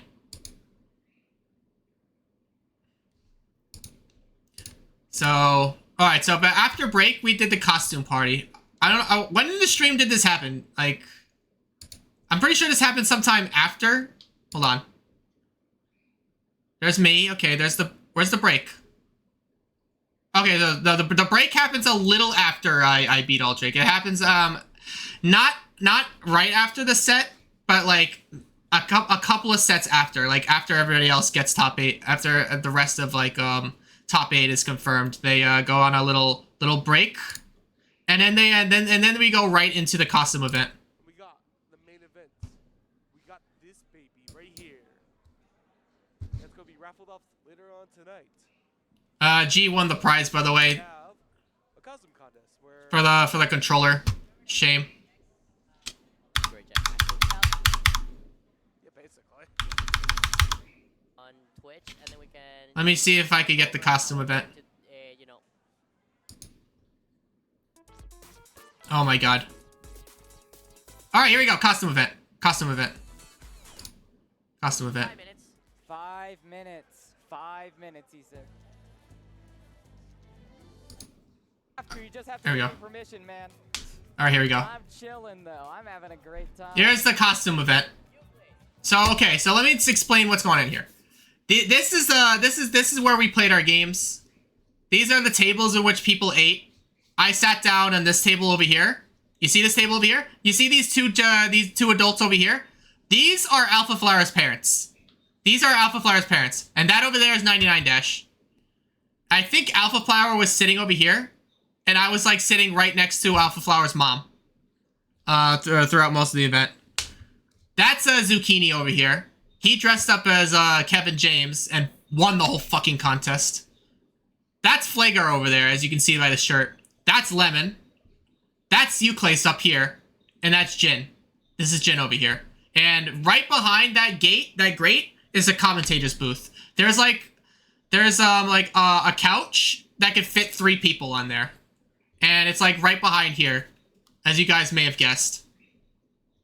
And also, you see the guy in the bird costume over there? You see that guy right behind Lemon? If you look close enough, that over there is Kamal. That's Kamal.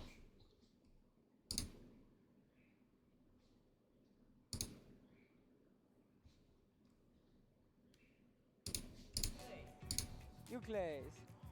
So the costume event should start sometime soon. No. Oh, that's Tech. That's TEC in the Hollow Knight outfit. But boy, is he good. That's TEC in the Hollow Knight outfit. Oh, let's get a closer look on that face. Let me show you. Yeah, you got it. Ooh, I got it. Oh my god, he can't control the camera. Ah, He's so bad at controlling the camera. Let's go. Yeah, we're getting in there, baby.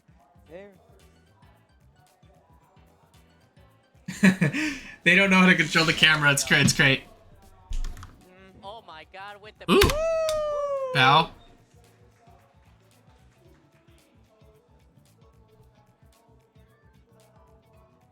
Oh my god, with the pose as well. With the pose. He's going crazy. How could you not vote for poses like that? I don't know, but you definitely could vote for poses like that if you scan that QR code and make sure you support Hollow Knight if that's how you feel. So yeah, that was Tech's performance. Next up. There's me. There's me, Next right there. one's looking a little boring. Oh no, never mind. No, that's is that Larry? The next one's definitely not boring then, unless I don't know. No, it's not Larry. That's me. Yo, is that Darth Vader? Though. Look at me. Look at my costume. Doctor. Ooh, nice and crispy outfit there. Good, wonderful coat. Mask kind of carries it. There's only one thing I have to say. Yeah, what up? Ow. The edge. Oh. The edge.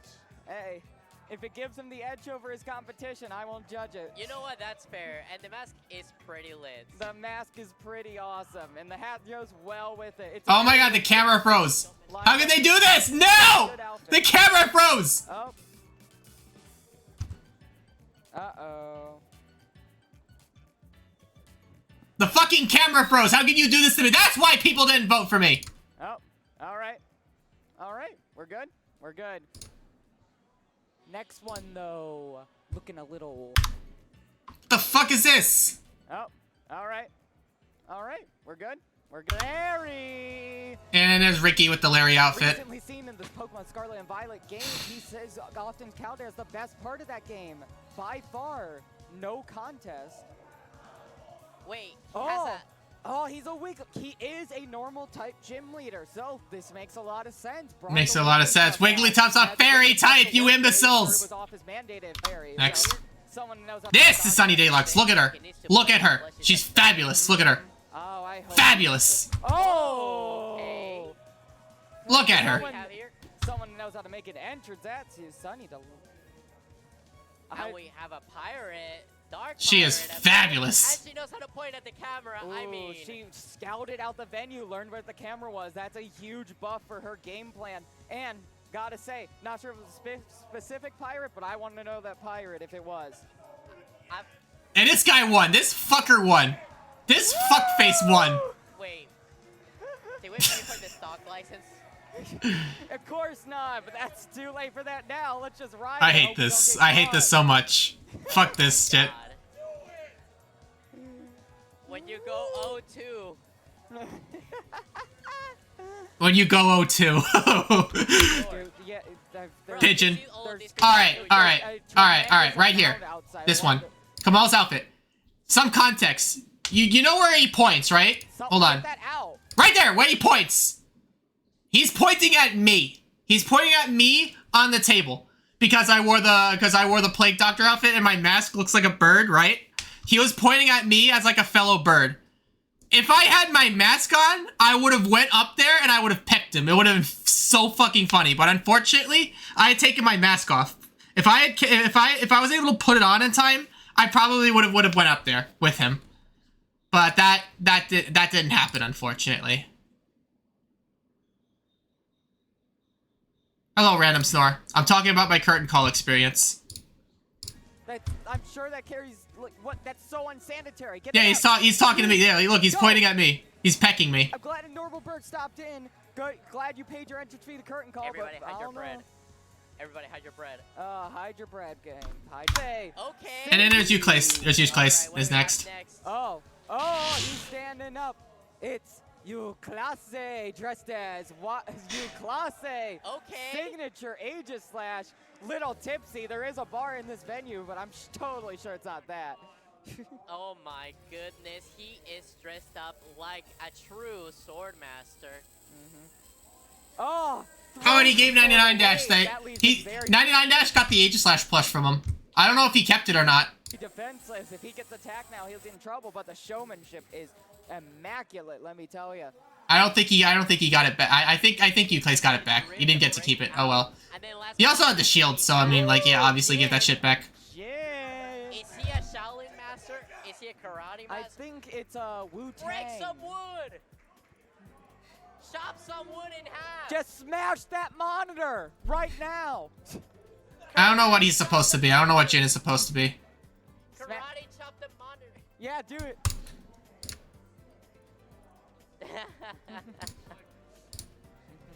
Of course. Oh, come on. So of course Kevin James wins the whole fucking thing. I hate this. It was tech. This is my match with Jin. Right after the costume party, I had to fight Jin, so I didn't have time to like fully get out of my costume, as you can see here. Hold on. Maybe they show it. Oh, Sandy Dragon. That's who she was. Sandy Dragon. That's her, Sandy Dragon. That's the girl I was talking about earlier. Especially with all the changes we've gotten, all the Pokemon that ended up coming in, the players who have come and go. A lot has happened, honestly. And right now, one of those players, KTK, is a relatively new player. I think he's been the scene for a couple of years now, COVID era. That's still true. Got new players coming in the top 8. He's killing it out here.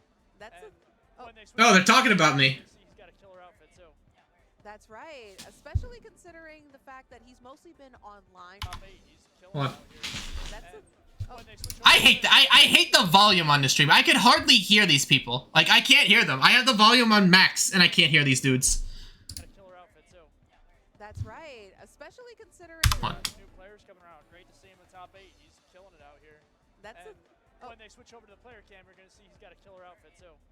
That's right, especially considering the fact that he's mostly been online for the most part. So a lot of people have been They're talking about my outfit. about him. And it's always nice to see. Oh, there it is, right here. I'm dressed like this because I didn't get a chance to like fully get out of my costume. I only had a chance to like put my mask away, but then I got called right up, so I was able to take off my gloves. I was able to like take off my mask, but I still got like the ski mask on, covering my mouth as well as the hood. So I decided, I'll go up like this. Why not? So so as you can see, I'm like playing with my hood up and everything. It's cool. Of those debuts that actually just blow past the bracket. I don't know if he'll be able to continue the same thing, considering his opponent Jin has definitely been around the block. Oh, they have doubts. They have doubts. Good amount of experience. I can hear the doubts. I can hear the doubts. So yeah, that's what happened. I go straight to Jin after the costume party, and top 8. My top 8 run begins. Top 8 run, which has actually been doing him quite a number for sure. Oh yeah. So Staying here to get into the first game. yeah, both of them. And Jin just got done beating Jukum, so this is a big deal. Which means Jin has a lot of momentum, but then again, so do I. We both came to top 8 with a lot of momentum, and we just duke it out. Brand for Tri-State. Not a whole lot of Darker. I think Jin's been the only one repping them. Or no, actually I'm a liar. Oreo played as well. But anyways, round 1 here at KTK Jin. trying to see if he can snuff past those projectiles. So as you can see, I jump over that, bravely JX him. Sneaking that JX in there. That was a misinput that actually worked. Okay, to keep that close ground, because EDR nowhere to be found as Oh yet. yeah. Every field phase win is humongous for Garchomp in this matchup. Not only does he build meter slowly, so he needs all the field wins he can get. Up, nice bait. Bad neutralizing Darkrai, extremely difficult to deal with. Not bad neutralizing Darkrai, you can steamroll him just like that. We're already seeing it here. Every single move that KTK Gengar grab would have killed. has done him a huge favor, but Go ahead, get BDR. Yeah, I have a massive health lead. rising, even with that projectile reset, won't matter too much. Yep. Good And look job. at that. Gets right out of the corner so easily. Yeah, Here that evens it up. that nice strafe into the luster purge, especially with all those projectiles. There's no close range without dig. Buys himself a little time with the Ninetales, creating a little space. Clock's running down for him though. Right? Oh, Got him. that set he needed. Beautiful call out with the AY. Risky option too, punishable on block, but what he needed. Even possibly could have been a punishment if the teleport came through. True. He's getting the All right, he gets the BDR here. So I'd have to like walk and block, since really all I can do. down. I tried to CA there because I thought he was gonna do he wasn't gonna do full counter. I thought he was just gonna like do it immediately to try to punish me, but he did full counter instead. Exactly where he wants to be. I jumped because I think I would rather taken a Dark Pulse than rather than take a fucking Dream Eater and die. Take the phase shift. Making sure to cover as many different corners just in case KTK walks around. He wasn't ready for that JY. I hate Nasty Flat, bro. Attempt to try and cut through, but just was not enough. His burst here is his last leg, but I mean, Garchomp's big. Oh my god, he's just pushing buttons. Buns for it. He can afford it too. He's got a massive health lead. Matchup. It's very tough. There's me again. Kind of bully, you can wall you out, and if you really want to get in there, he can make you suffer for it. So actually just going straight in might be the best option, but it really Okay. depends on how well he can walk around all these projectiles here. Oh my god, he fell for it. He fell for it. Now that's a counter that'll be difficult, if not even possible, to pierce through. But just like that, Jin put himself in a favorable position regardless. He's got all the space in the world to back up, throw these projectiles, can't approach. KTK is not I tried to dig there, but Tried to go through 2x is too good. Wasn't enough, gets pushed right back to the wall, starts all over again. I should have 8 wide. And a wall splat? Yep. He does have the burst on hand, very close to rage.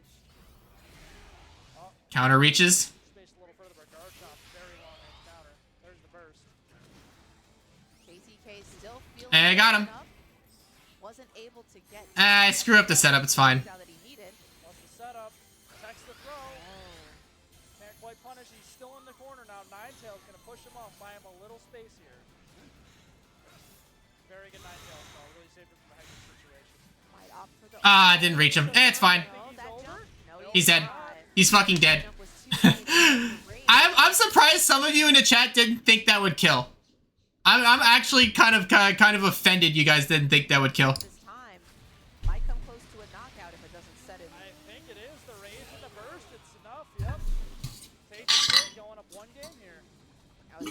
very fantastic ending. Even with all those times he got pinned still, did not phase him at all. Yeah, very close round 2. Ah, damn it, I spilled water on myself. It's fine. The exact same thing over a second time. Yeah, Or they're if, going right back into it. yeah, if it's possible, maybe Jin will be pushing for getting the back. So, this is game 2. Might even see even more projectiles. Consider how much KTK was jumping. Jin has to, like, get his shit together. Mechanic, right? If he can get the BDR set up and he can keep that momentum going, it's really hard. That to hits him. right here, for example, Sandy. Now he's got him in the corner with no BDR. What do you do? He's got to hope for the best, but he doesn't want to block anything, and now he's stuck with this bread and butter.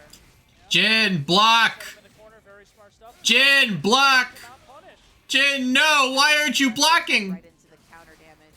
I hate Nasty Plot, man. This is a leverage. That move is so brain dead. Rage, so this should be a little bit more That move is so brain dead. not allow KTK enough space to set off that Luster Purge. Yep. See who's backing up here. Dash right in his face. Fearless just drops, block. Good job with the teleport. Nope. Catches up with the Crossover. release X. Incredibly crazy there. Bro, he had BDR, but I had the advantage. It didn't matter that he got BDR. He was terrified. I had him scared. Burst two. This is dicey. So right here, I'm like trying to play field against Darkrai and Pocket Sand. Catching him with the sand here to avoid the bear trap damage. Okay, I tried to read a Nasty Plot there. Drawback. And second half throw really deterrents. Now you got your BDR, your down health. At least he's got the meter, but And I go for a very risky 5x there. And that puts Jin in a favorable position where he can actually reset, gets all this damage. But that secondary projectile was exactly what he needed. Oh, come on, man. That shit's stupid. That launched me, too. What the fuck? Here, no reset, though. Ah. Adios. That ought to get him to, like, move away. Luster Purge, very good dash. oh, that's Ah, bad, yeah. Very bad JX on my part. I should have grabbed him. just like that. Jin got the momentum. All he needs that one dual phase and he needs to milk it. It really is who wins field, and then they just need to make the most of duel because they clearly have the advantage. Right, that's true. And both of them do, especially considering that Jin still has the option, even if he doesn't get bad dreams rising straight out the I hate that move.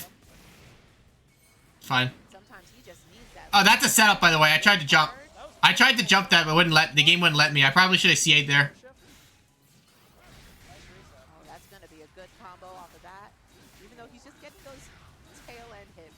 Well, just the tail end hits keeps him from racking up to 21 hits, so you can keep juggling them. And you think about it, not only is he Okay, now he's gonna like do something like that. Very clever. Yeah, I'm gonna do full screen dig and it's gonna work because he's expecting me to pop out. that shield's looking. Yeah, KTK would never allow that to burst, but now... Oh, I heard Jin yell no. He got the wrong punish. A little upset with himself there. But I'm surprised that Earthquake didn't punish. What the fuck? That Earthquake opts to go straight for the burst here. Stare down. Oh, so Good dead. He just goes for job. it. Not 2 enough to kill, HP. though. It's enough to possibly cost out his burst attack, though. This is true, but I would never make it back from this. Sand. And he does not care. Going straight Drill. for that Corner. damage. Oh, that's so much damage. Going Oh, straight for that where's it? burst. Could throw the burst. Opts not to. A little bit safer. Does not Oh, have JX. that's a big punish. Is this gonna be enough? That's gonna be it. It's not gonna be It's- enough. Wait, It's not enough. No, it's 30. Oh, Sand. That was it. That's That it. was it. Can't get me back. What a crazy There's the ending. handshake. That counter was the one thing that made all the difference. Jeez. 2-0. I mean, the clash is there. Yeah. The clash. What a game. Never have What a we game. seen it outside of top 8 like this. That's crazy. It really looked like he was about to steal that round. Like, even though, you know, KTK. Alright, if I leave the stage like that. Pressure, it really looked like Jin had. It was just so. Unfortunate for Jin. I'm just built better. Why do you look like a hacker there?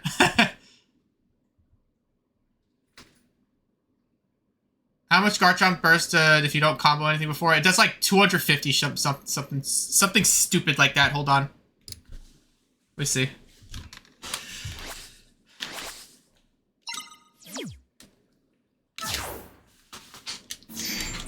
Which Pokemon are you battling with?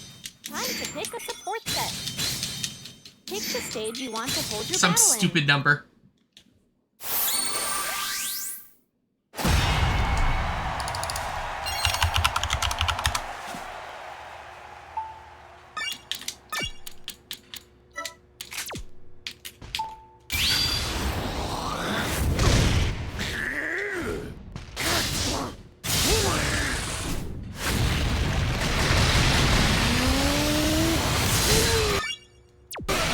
Alright, 258. So that means with rage it does...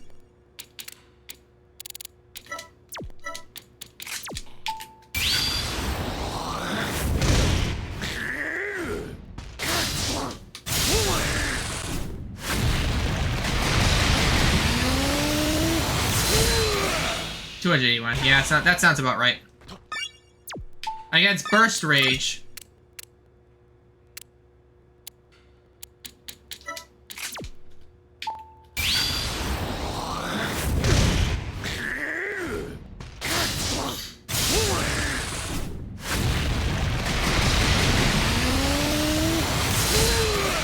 $270.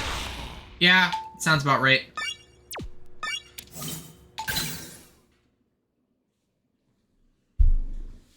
Alright, so that's how much it does. Okay. So, anyway. After that, after I beat Jin, a bunch of other games happened. I had to wait for Marks to like, lose to Tech, and then I had to wait for Loser's Bracket to catch up. While Loser's Bracket is catching up, I like, see from the corner of my eye, Neon Black losing to fucking Kamal's Blastoise. Like, how, what? Come on, bro. He loses to Kamal's Blastoise, and then he beats his Blastoise game two, and then game 3 he loses to his Gardevoir, so Kamal moves on, whereas Neon Black, places 7th in the event. He finishes 7th, and Kamal moves forward. Then Kamal loses to Euclase, so then I fight Marks, and, let's see how that goes. Let's see how that goes.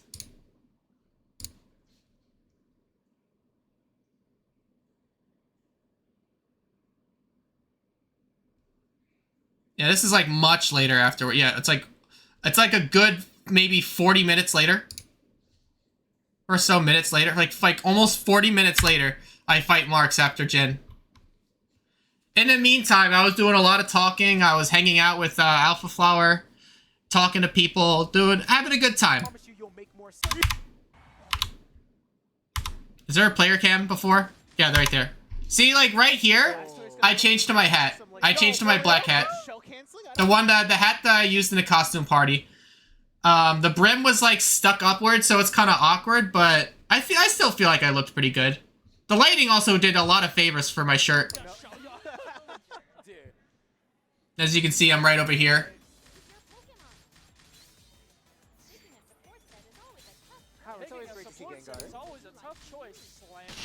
Alright, let's be honest. So let's see what happens.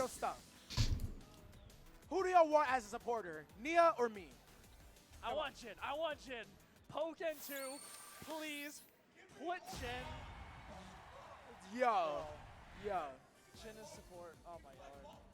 Imagine if you like, Street Fighter. So I fight Marks. I know he uses Scizor. I'm like, yeah, I'm not worried. That would be godlike. Oh, Bandai, please. Are you listening? Pokemon, please. Yo, I promise you'll make more sales because of it.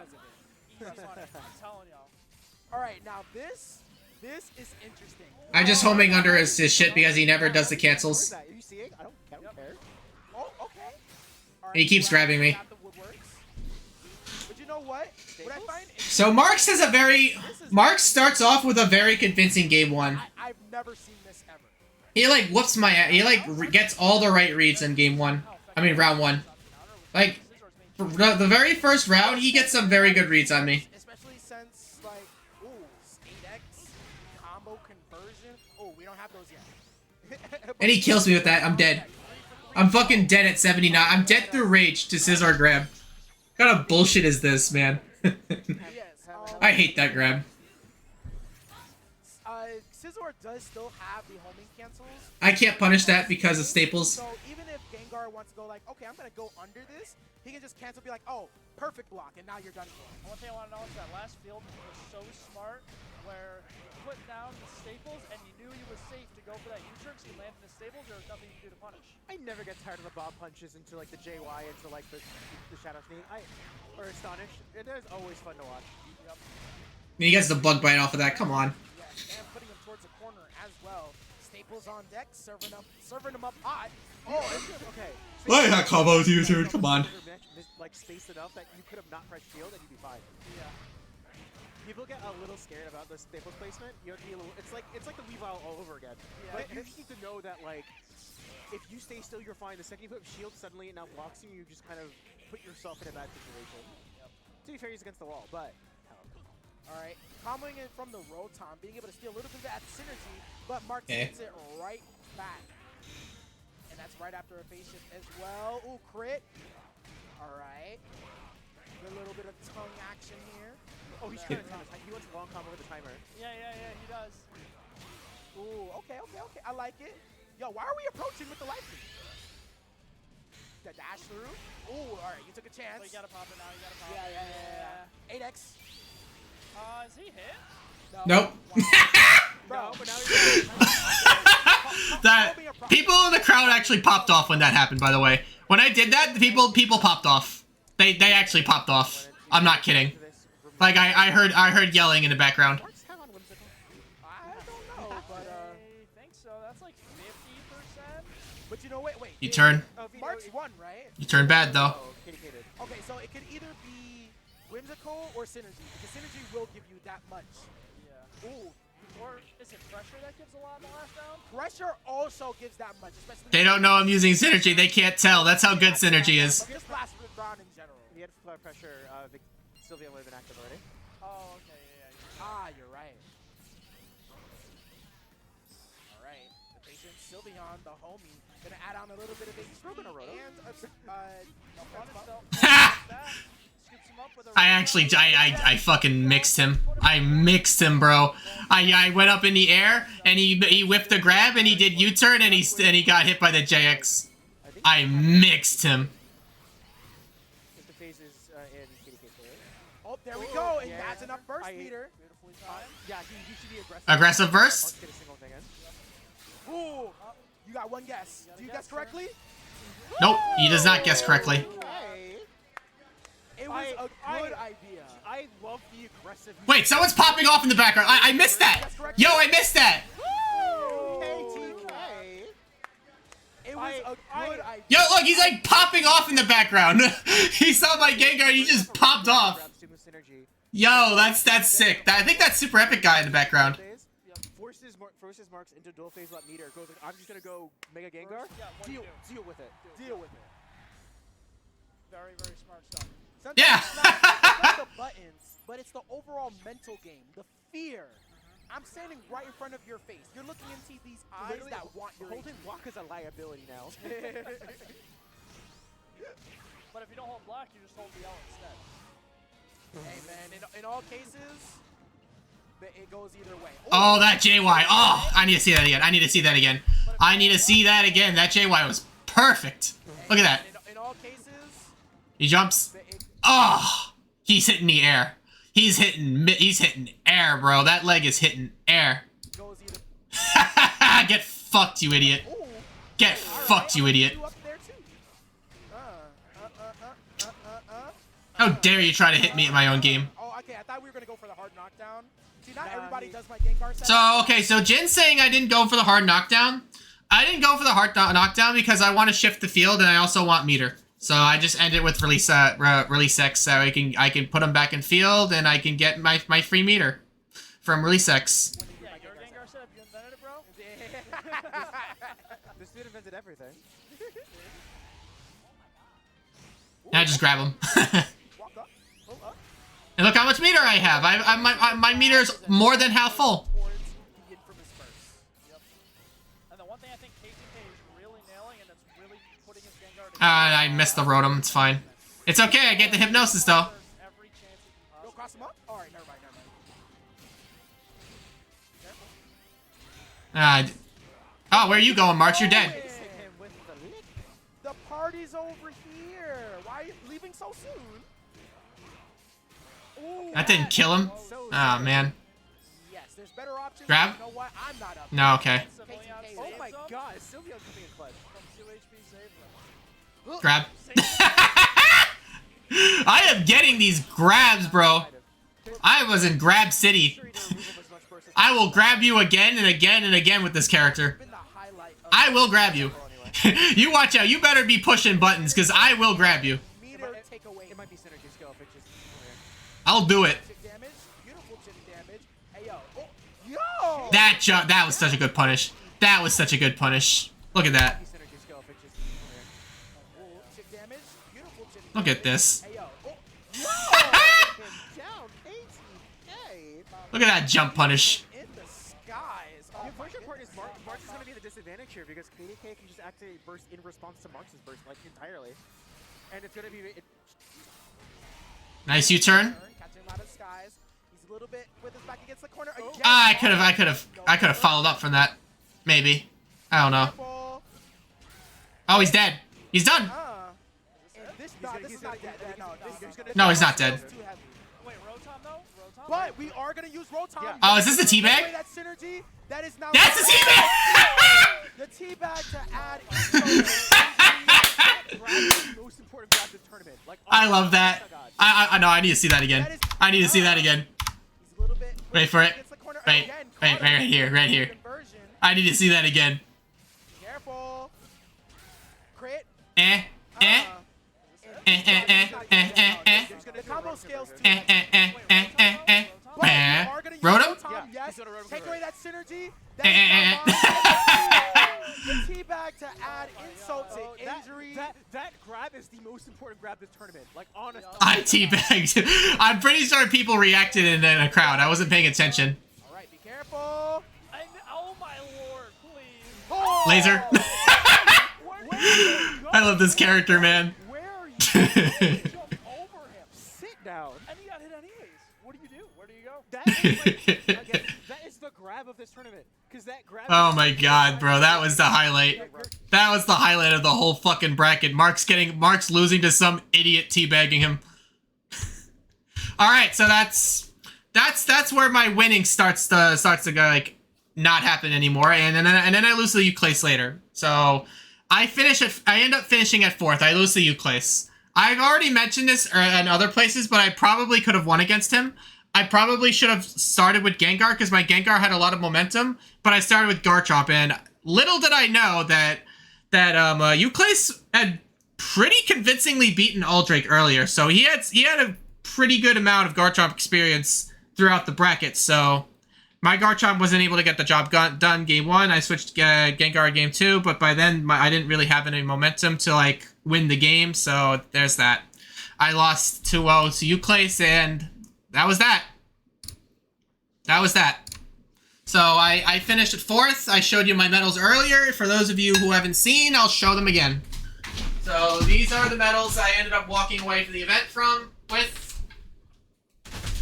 Right here. So these are the two medals. I got that's the wrong one. I got 4th place medal right here. And then I got the wild card, or the Rising Star medal right over here. So those are the medals I walked away with. I was given this special wild card medal for my amazing losers run. Apparently, like I'm like this online only player who comes offline and not only places top 4 on his first offline tournament, but also does it from a loser's run. Like, I did so from a loser's run. So I put in the most work. Neon Black was the runner-up candidate for the wild card award, since he defeated Jukum and put him in losers. And Euclase thought that was a really good achievement, and then I make my losers run and blow that out of the water. So that happened. All right. So then after that, the event like more or less ends after the medal ceremony. So this is where things start going south. Okay. For those of you who were here ever since I started this conversation, remember when I said things were gonna go south? Remember when I hinted that? Remember when I hinted that? For those of you who were here earlier. So here's where things go south. Neon Black, who walked with me to from Grand Central to the venue, leaves the event early without telling me. without letting me know ahead of time that he would do so. He leaves with his friends, leaving me nobody to leave the event with. And it's like 9 o'clock. It's like 9:30 at night at this point. Like, I had finished my friendlies with Sunny Deluxe. I grabbed and as well as Kamal. I say my goodbyes. And Neon's nowhere to be found. He didn't even show up for the fucking, like, medal ceremony. He just left. He just dipped. He just ditched me. He fucking ditched me. And left me there. To, like, fend for myself, more or less. I would later learn that he did so because he was scrambling to find a phone charger from out of the venue.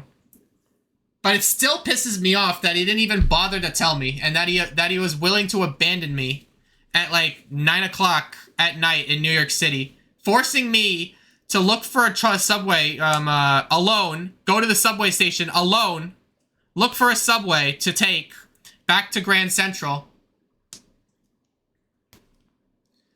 Yeah, well, I had to take the subway back to Grand Central. I had to do that all on my own at night.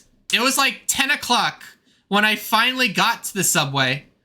And by then, you gotta remember, this is like after the event. I was exhausted. I was so out of breath. I was like, the adrenaline is over. I was exhausted. My legs, and also I was standing all day. And you gotta remember, actually, I don't know if any of you really know this because I don't really like talking about this. But I have plantar fasciitis. If you don't know what that is, it's basically my feet hurt. Yeah, that's basically the best way to describe it, honestly. I'm diagnosed with plantar fasciitis. I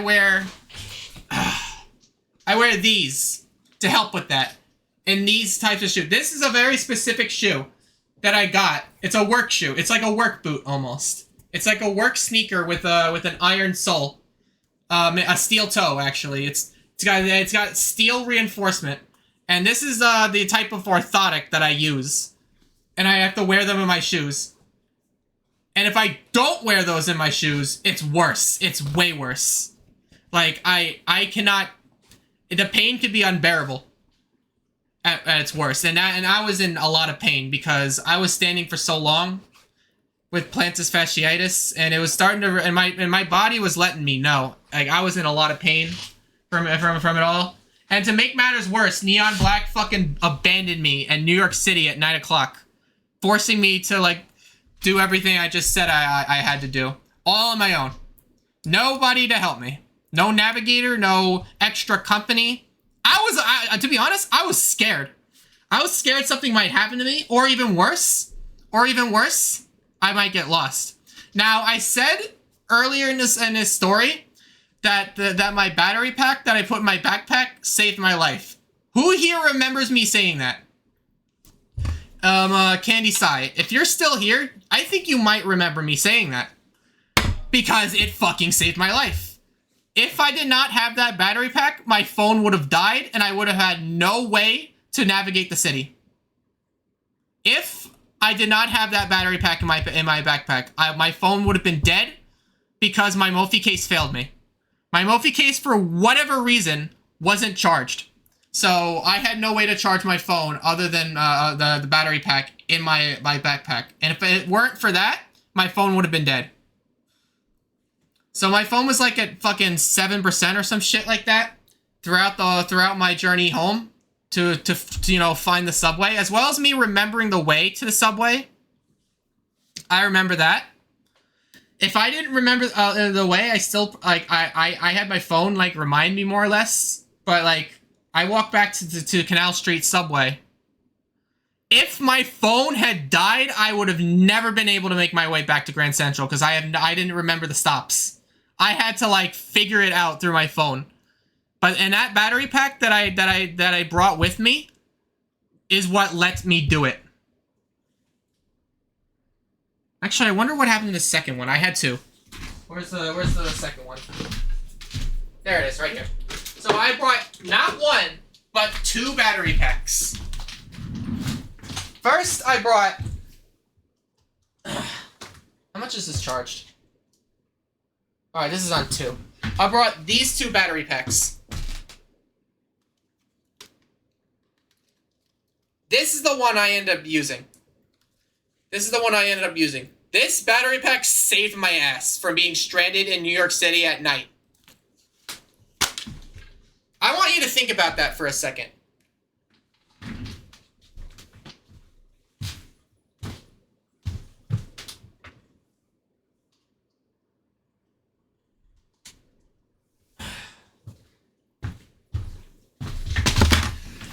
All right. So, after almost being stranded in New York City for like almost an hour, I managed to finally, after like an hour, catch a subway that took me back to Grand Central. Thank God. I managed to do it on my own.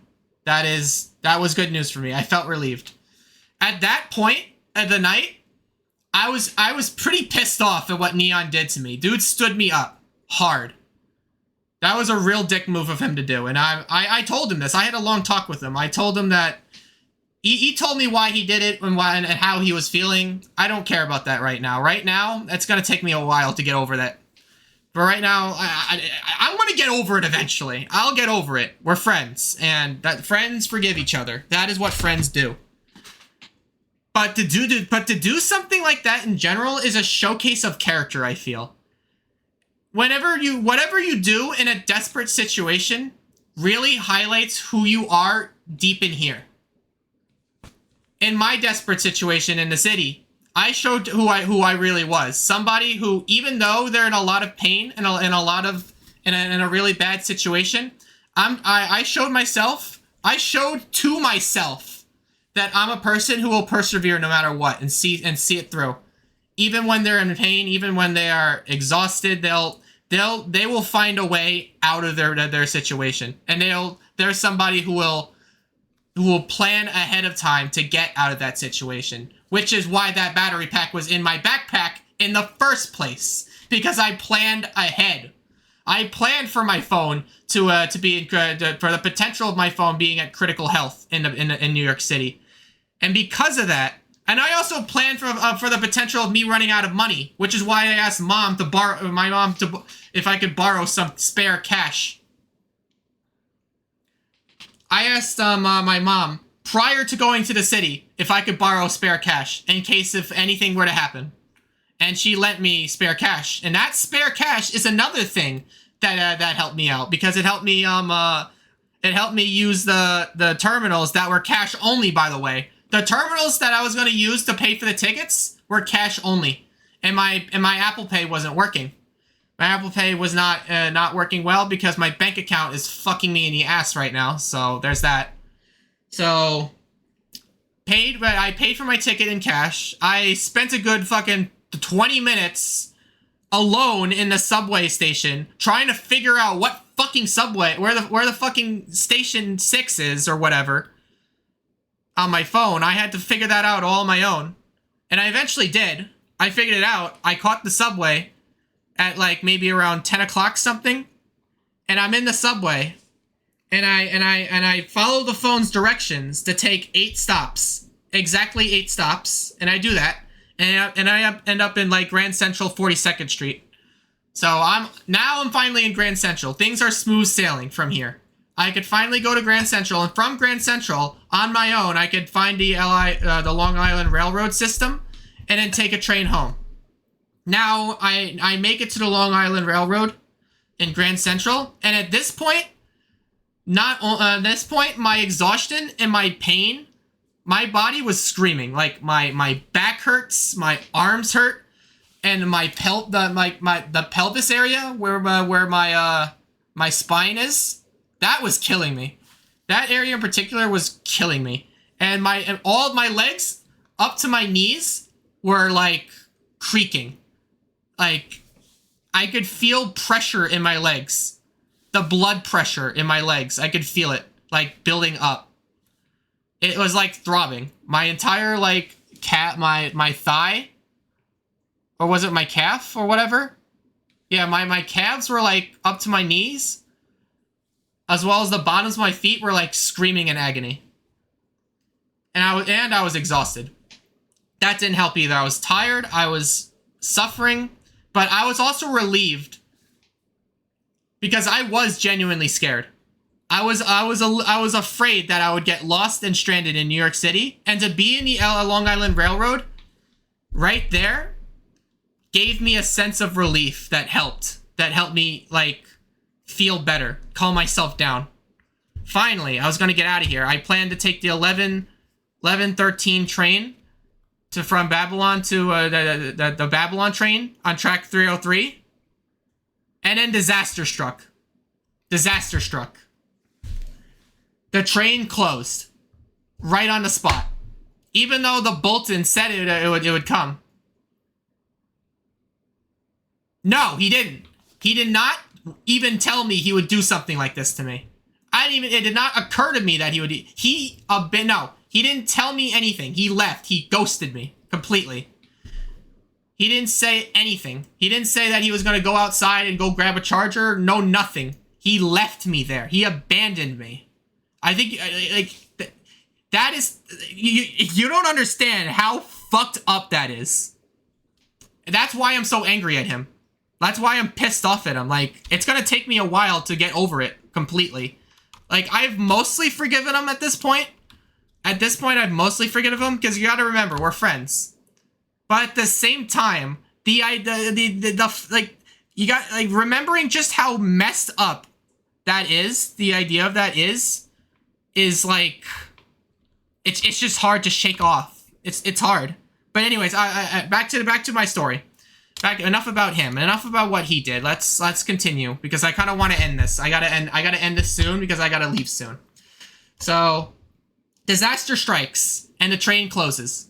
So now here I am in the Long Island Railroad, utterly exhausted. I feel defeated on top of it all. Not only am I exhausted, not only am I like in pain, and not only did my train close at this point, all three of those things together, I felt a genuine sense of defeat. I was in despair for a couple of minutes, wondering what to do. But then it hit me. Maybe I could like try to take another train, and then on the bulletin board there's the Long Beach train at 11:52. So I called my mom. I told her that's what I was gonna do. She told me that it wasn't a good idea to go to Jamaica Station because when she last went there like years ago before I was even born, it wasn't all that great. It was a pretty dangerous place. But I told her this is my best bet, Mom. And even if it isn't, at this point I don't give a shit. I want to get home as soon as possible. I don't want to arrive home at 1 o'clock. I'm tired. I'm exhausted. I'm in a lot of pain. I can't do this. I'm going to take the first opportunity because I do not want a train closing on me again. I can't handle that. I don't know what I'd do with myself if that happened again. So eventually we came to an agreement. She backed off and I took the train and everything went well. Everything went according to plan there. I take the 11:52 train to Jamaica, and after Jamaica, I stop at Jamaica and I leave the train and I transfer to the Babylon train, just as planned. And in the Babylon train, I tell my mom to pick me up at the station, at the Wantagh station, because at this point, by the time I get to Wantagh, I am all out of energy. I could hardly walk. That is how like in the sheer amount of leg pain I was in. I could hardly walk. I could hardly keep myself standing. So I leave the station, she picks me up, she takes me home, and to help ease the pain, I eat a quick dinner. I eat like a couple of chicken fries and some cheese and a slice of cheesecake. I drink it with some milk and some ginger ale, and I take the Motrin because you got to take Motrin with food, otherwise it fucks your stomach and it makes things worse. And after that, I go straight to bed. I hit the bed. I'm in bed, fucking drooling. So, that's it. That's my story. That's my story. That's what happened before curtain call when I woke up, all the way up to the end of the day. I finished 4th. I got my reward. I felt great. I had a lot of fun. It was a real shitty end, I'm not gonna lie. It was a real shitty end. Day ended horribly, but you know what? You win everything. You know the phrase, you win some, you lose some? Well, here's how it did for me. You won every part of the day, and then you lose the rest. That's what happened with me. Sometimes, in order to balance all the good things that happen in your life, sometimes you're just hit with a bunch of shit. And the worst part is sometimes that'll come from a person you really, really thought you can trust. And I saw a lot of the congratulations on Discord. A lot of people congratulated me. There was a lot of people who are like fucking hating on me in the curtain call chat and Comboster stream. So many haters. Someone tried to give me the curse of Raw. Someone said I was lame. Someone said they just don't like me in general. They don't really like that I got so high, that I defeated all their favorite players and all whatnot. So to see so many more of you not only like outnumber them and like congratulate them, it makes me feel happy. Like, it really does make me feel happy that the amount of you who cheer for me outnumber the people who don't. It helps. It helped a lot with the day, especially when I was like in the train station feeling all the pain in the world. Like, I was like feeling like a ton of pain, and hearing those words of encouragement, I don't want to be too cheesy and say that it like helped give me motivation, because I don't know, maybe it did, but it did help. It helped me feel better about myself. Come here, Foxy. Let me just... Here, sit down. I gotta pet my cat. Anyways, so those words really did help a lot. Those congratulations, all the people who did cheer me on, especially Constantine in the Vulcan chat. He was with me all the way through. Now, if only Wingtide would actually, you know, swallow his pride and say congratulations to me instead of saying that I'm free. That'd be nice. That would be nice. It would be nice if Elucid, out of all people, said that. But you know what did surprise me? Marks congratulated me. Marks actually gave me compliments. And for a moment, I thought the sky was falling. I thought, wow, Marks is telling me congratulations and I did well. Holy shit, the sky must be falling. Now, I always play for myself.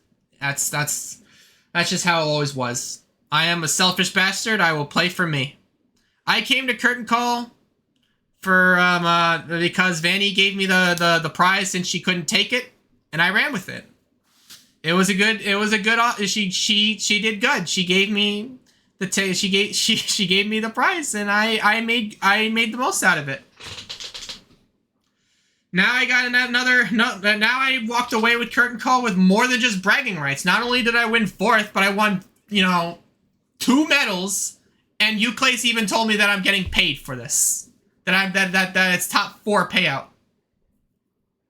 It's top 4 payout. Like, since I made top 4, I'm gonna make some money. It's not as much as the rest of the people who got top 3, but hey, I got paid. And also, you gotta compare this to the people who I placed over. I placed over Jukum. I placed over Jin. I beat Jin. And to be over him. I outplaced Neon Black. I outplaced Kamal. I outplaced Orlando Fox. I outplaced Oreo. What else did I outplace? I outplaced Aldrakes, Twix, iPod Touch, True2, Candy Sai, Sunny Deluxe, Little Homie Juan. The only 3 people who I didn't outplace are Euclase, Mutator, and Scizor. Not Scizor, Tech. That's it. Those are the only people. Everyone else in that entire 35-man bracket, I place higher than. And to me, that's crazy. For my first offline bracket, that is huge. Alright, so thus concludes my story. That is all I have to share about my experience with Curtain Call. It was a very fun time. I had a lot of fun. I felt great about myself for what I did. I set out to make top 8 and make a splash, and instead I make an even bigger splash. I can't be happier.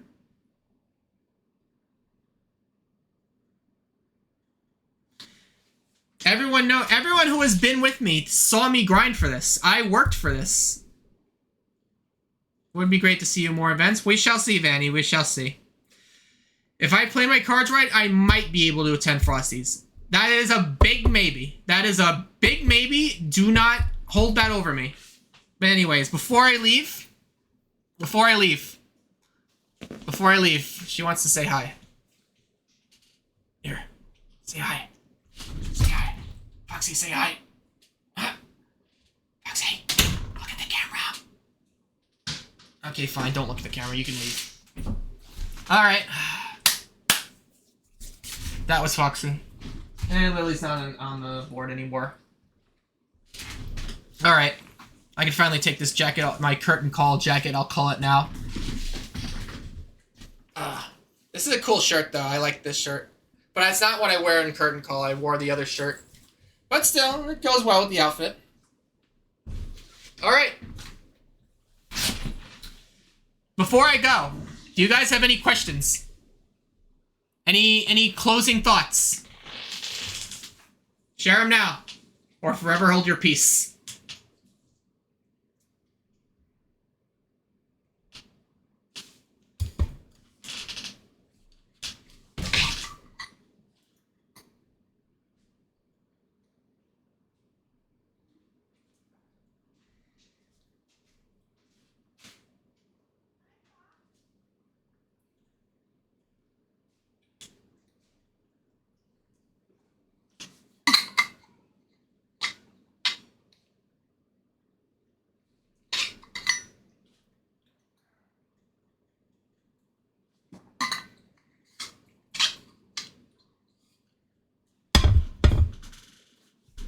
What was it like meeting Tech in person?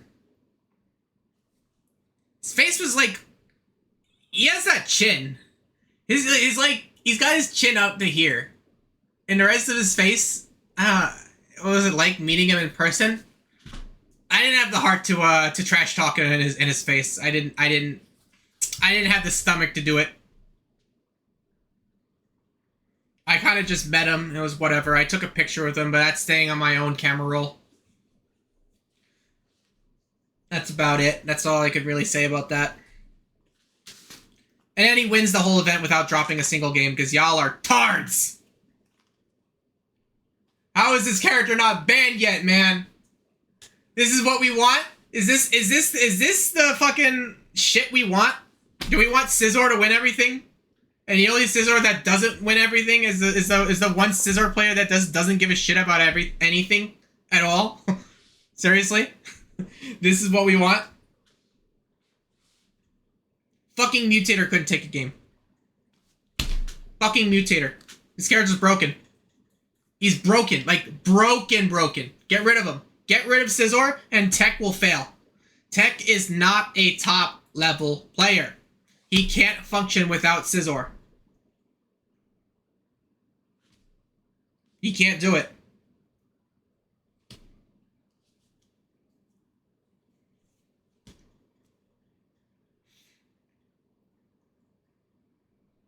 Any event. Are there any more questions?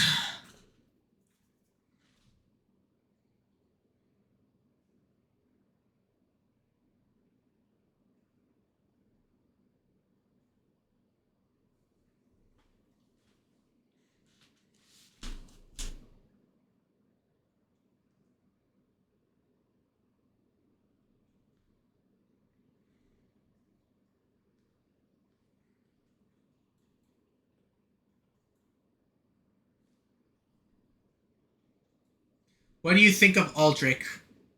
Am I allowed to make short comments?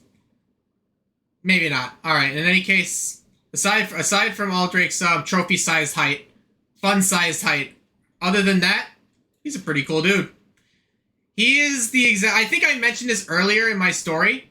Earlier today, during my whole talk, but I feel like he's a polar opposite to me in a lot of ways. Even down to the gameplay. Aldrich is a very quiet individual. He doesn't talk much. As for me, I talk a lot. Aldrich is polite. Aldrake is patient and reserved. I'm loud, obnoxious, and very toxic. If I don't like you, I will let you know. And I will fucking make fun of you because that is what I do. I derive enjoyment from the suffering of others. And Aldrake is not about that life. Aldrake is also... But we do share a lot of similarities. Like, and also to the gameplay, Aldrake used to play more patient, whereas like I used to play more aggressive. Now we more or less play similar to each other, but you could kind of see it in the roots. Like I still play, like you can see my old aggression, you can see Aldrake's old patience. Like you could kind of see it come together in a sense. But there are some similarities that we have, and it's that we both have a lot of passion for the game. We both want to be the best at what we do.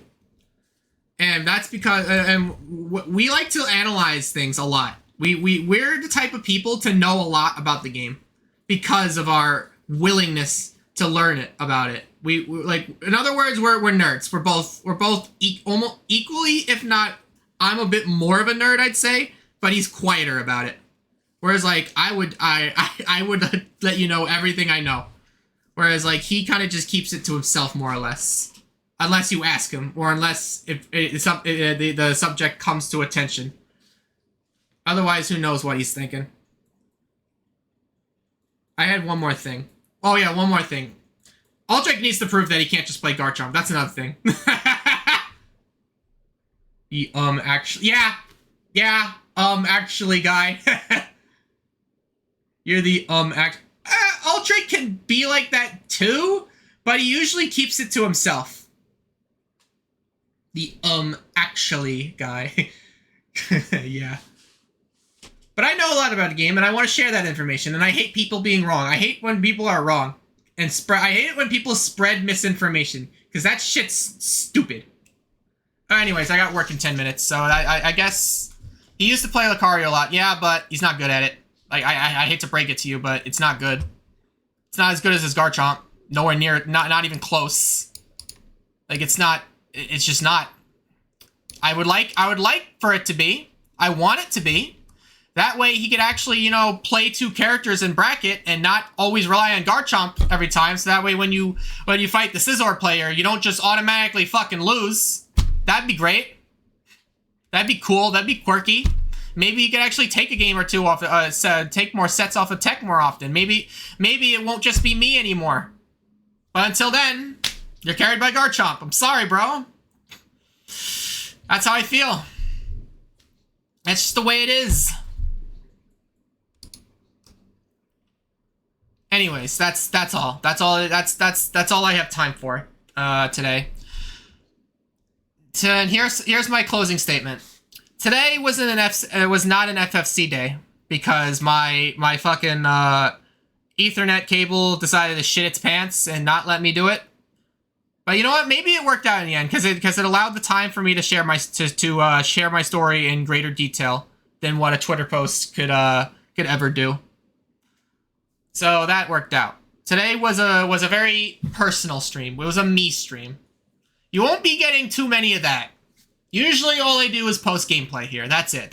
You just see me play the game. You see me grind.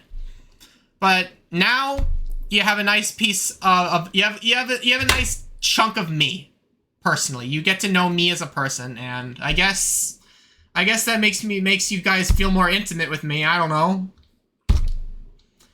Do what you will with this, I guess, because there's not too many opportunities where I'm going to be doing stuff like this all that much. So it's a rare treat.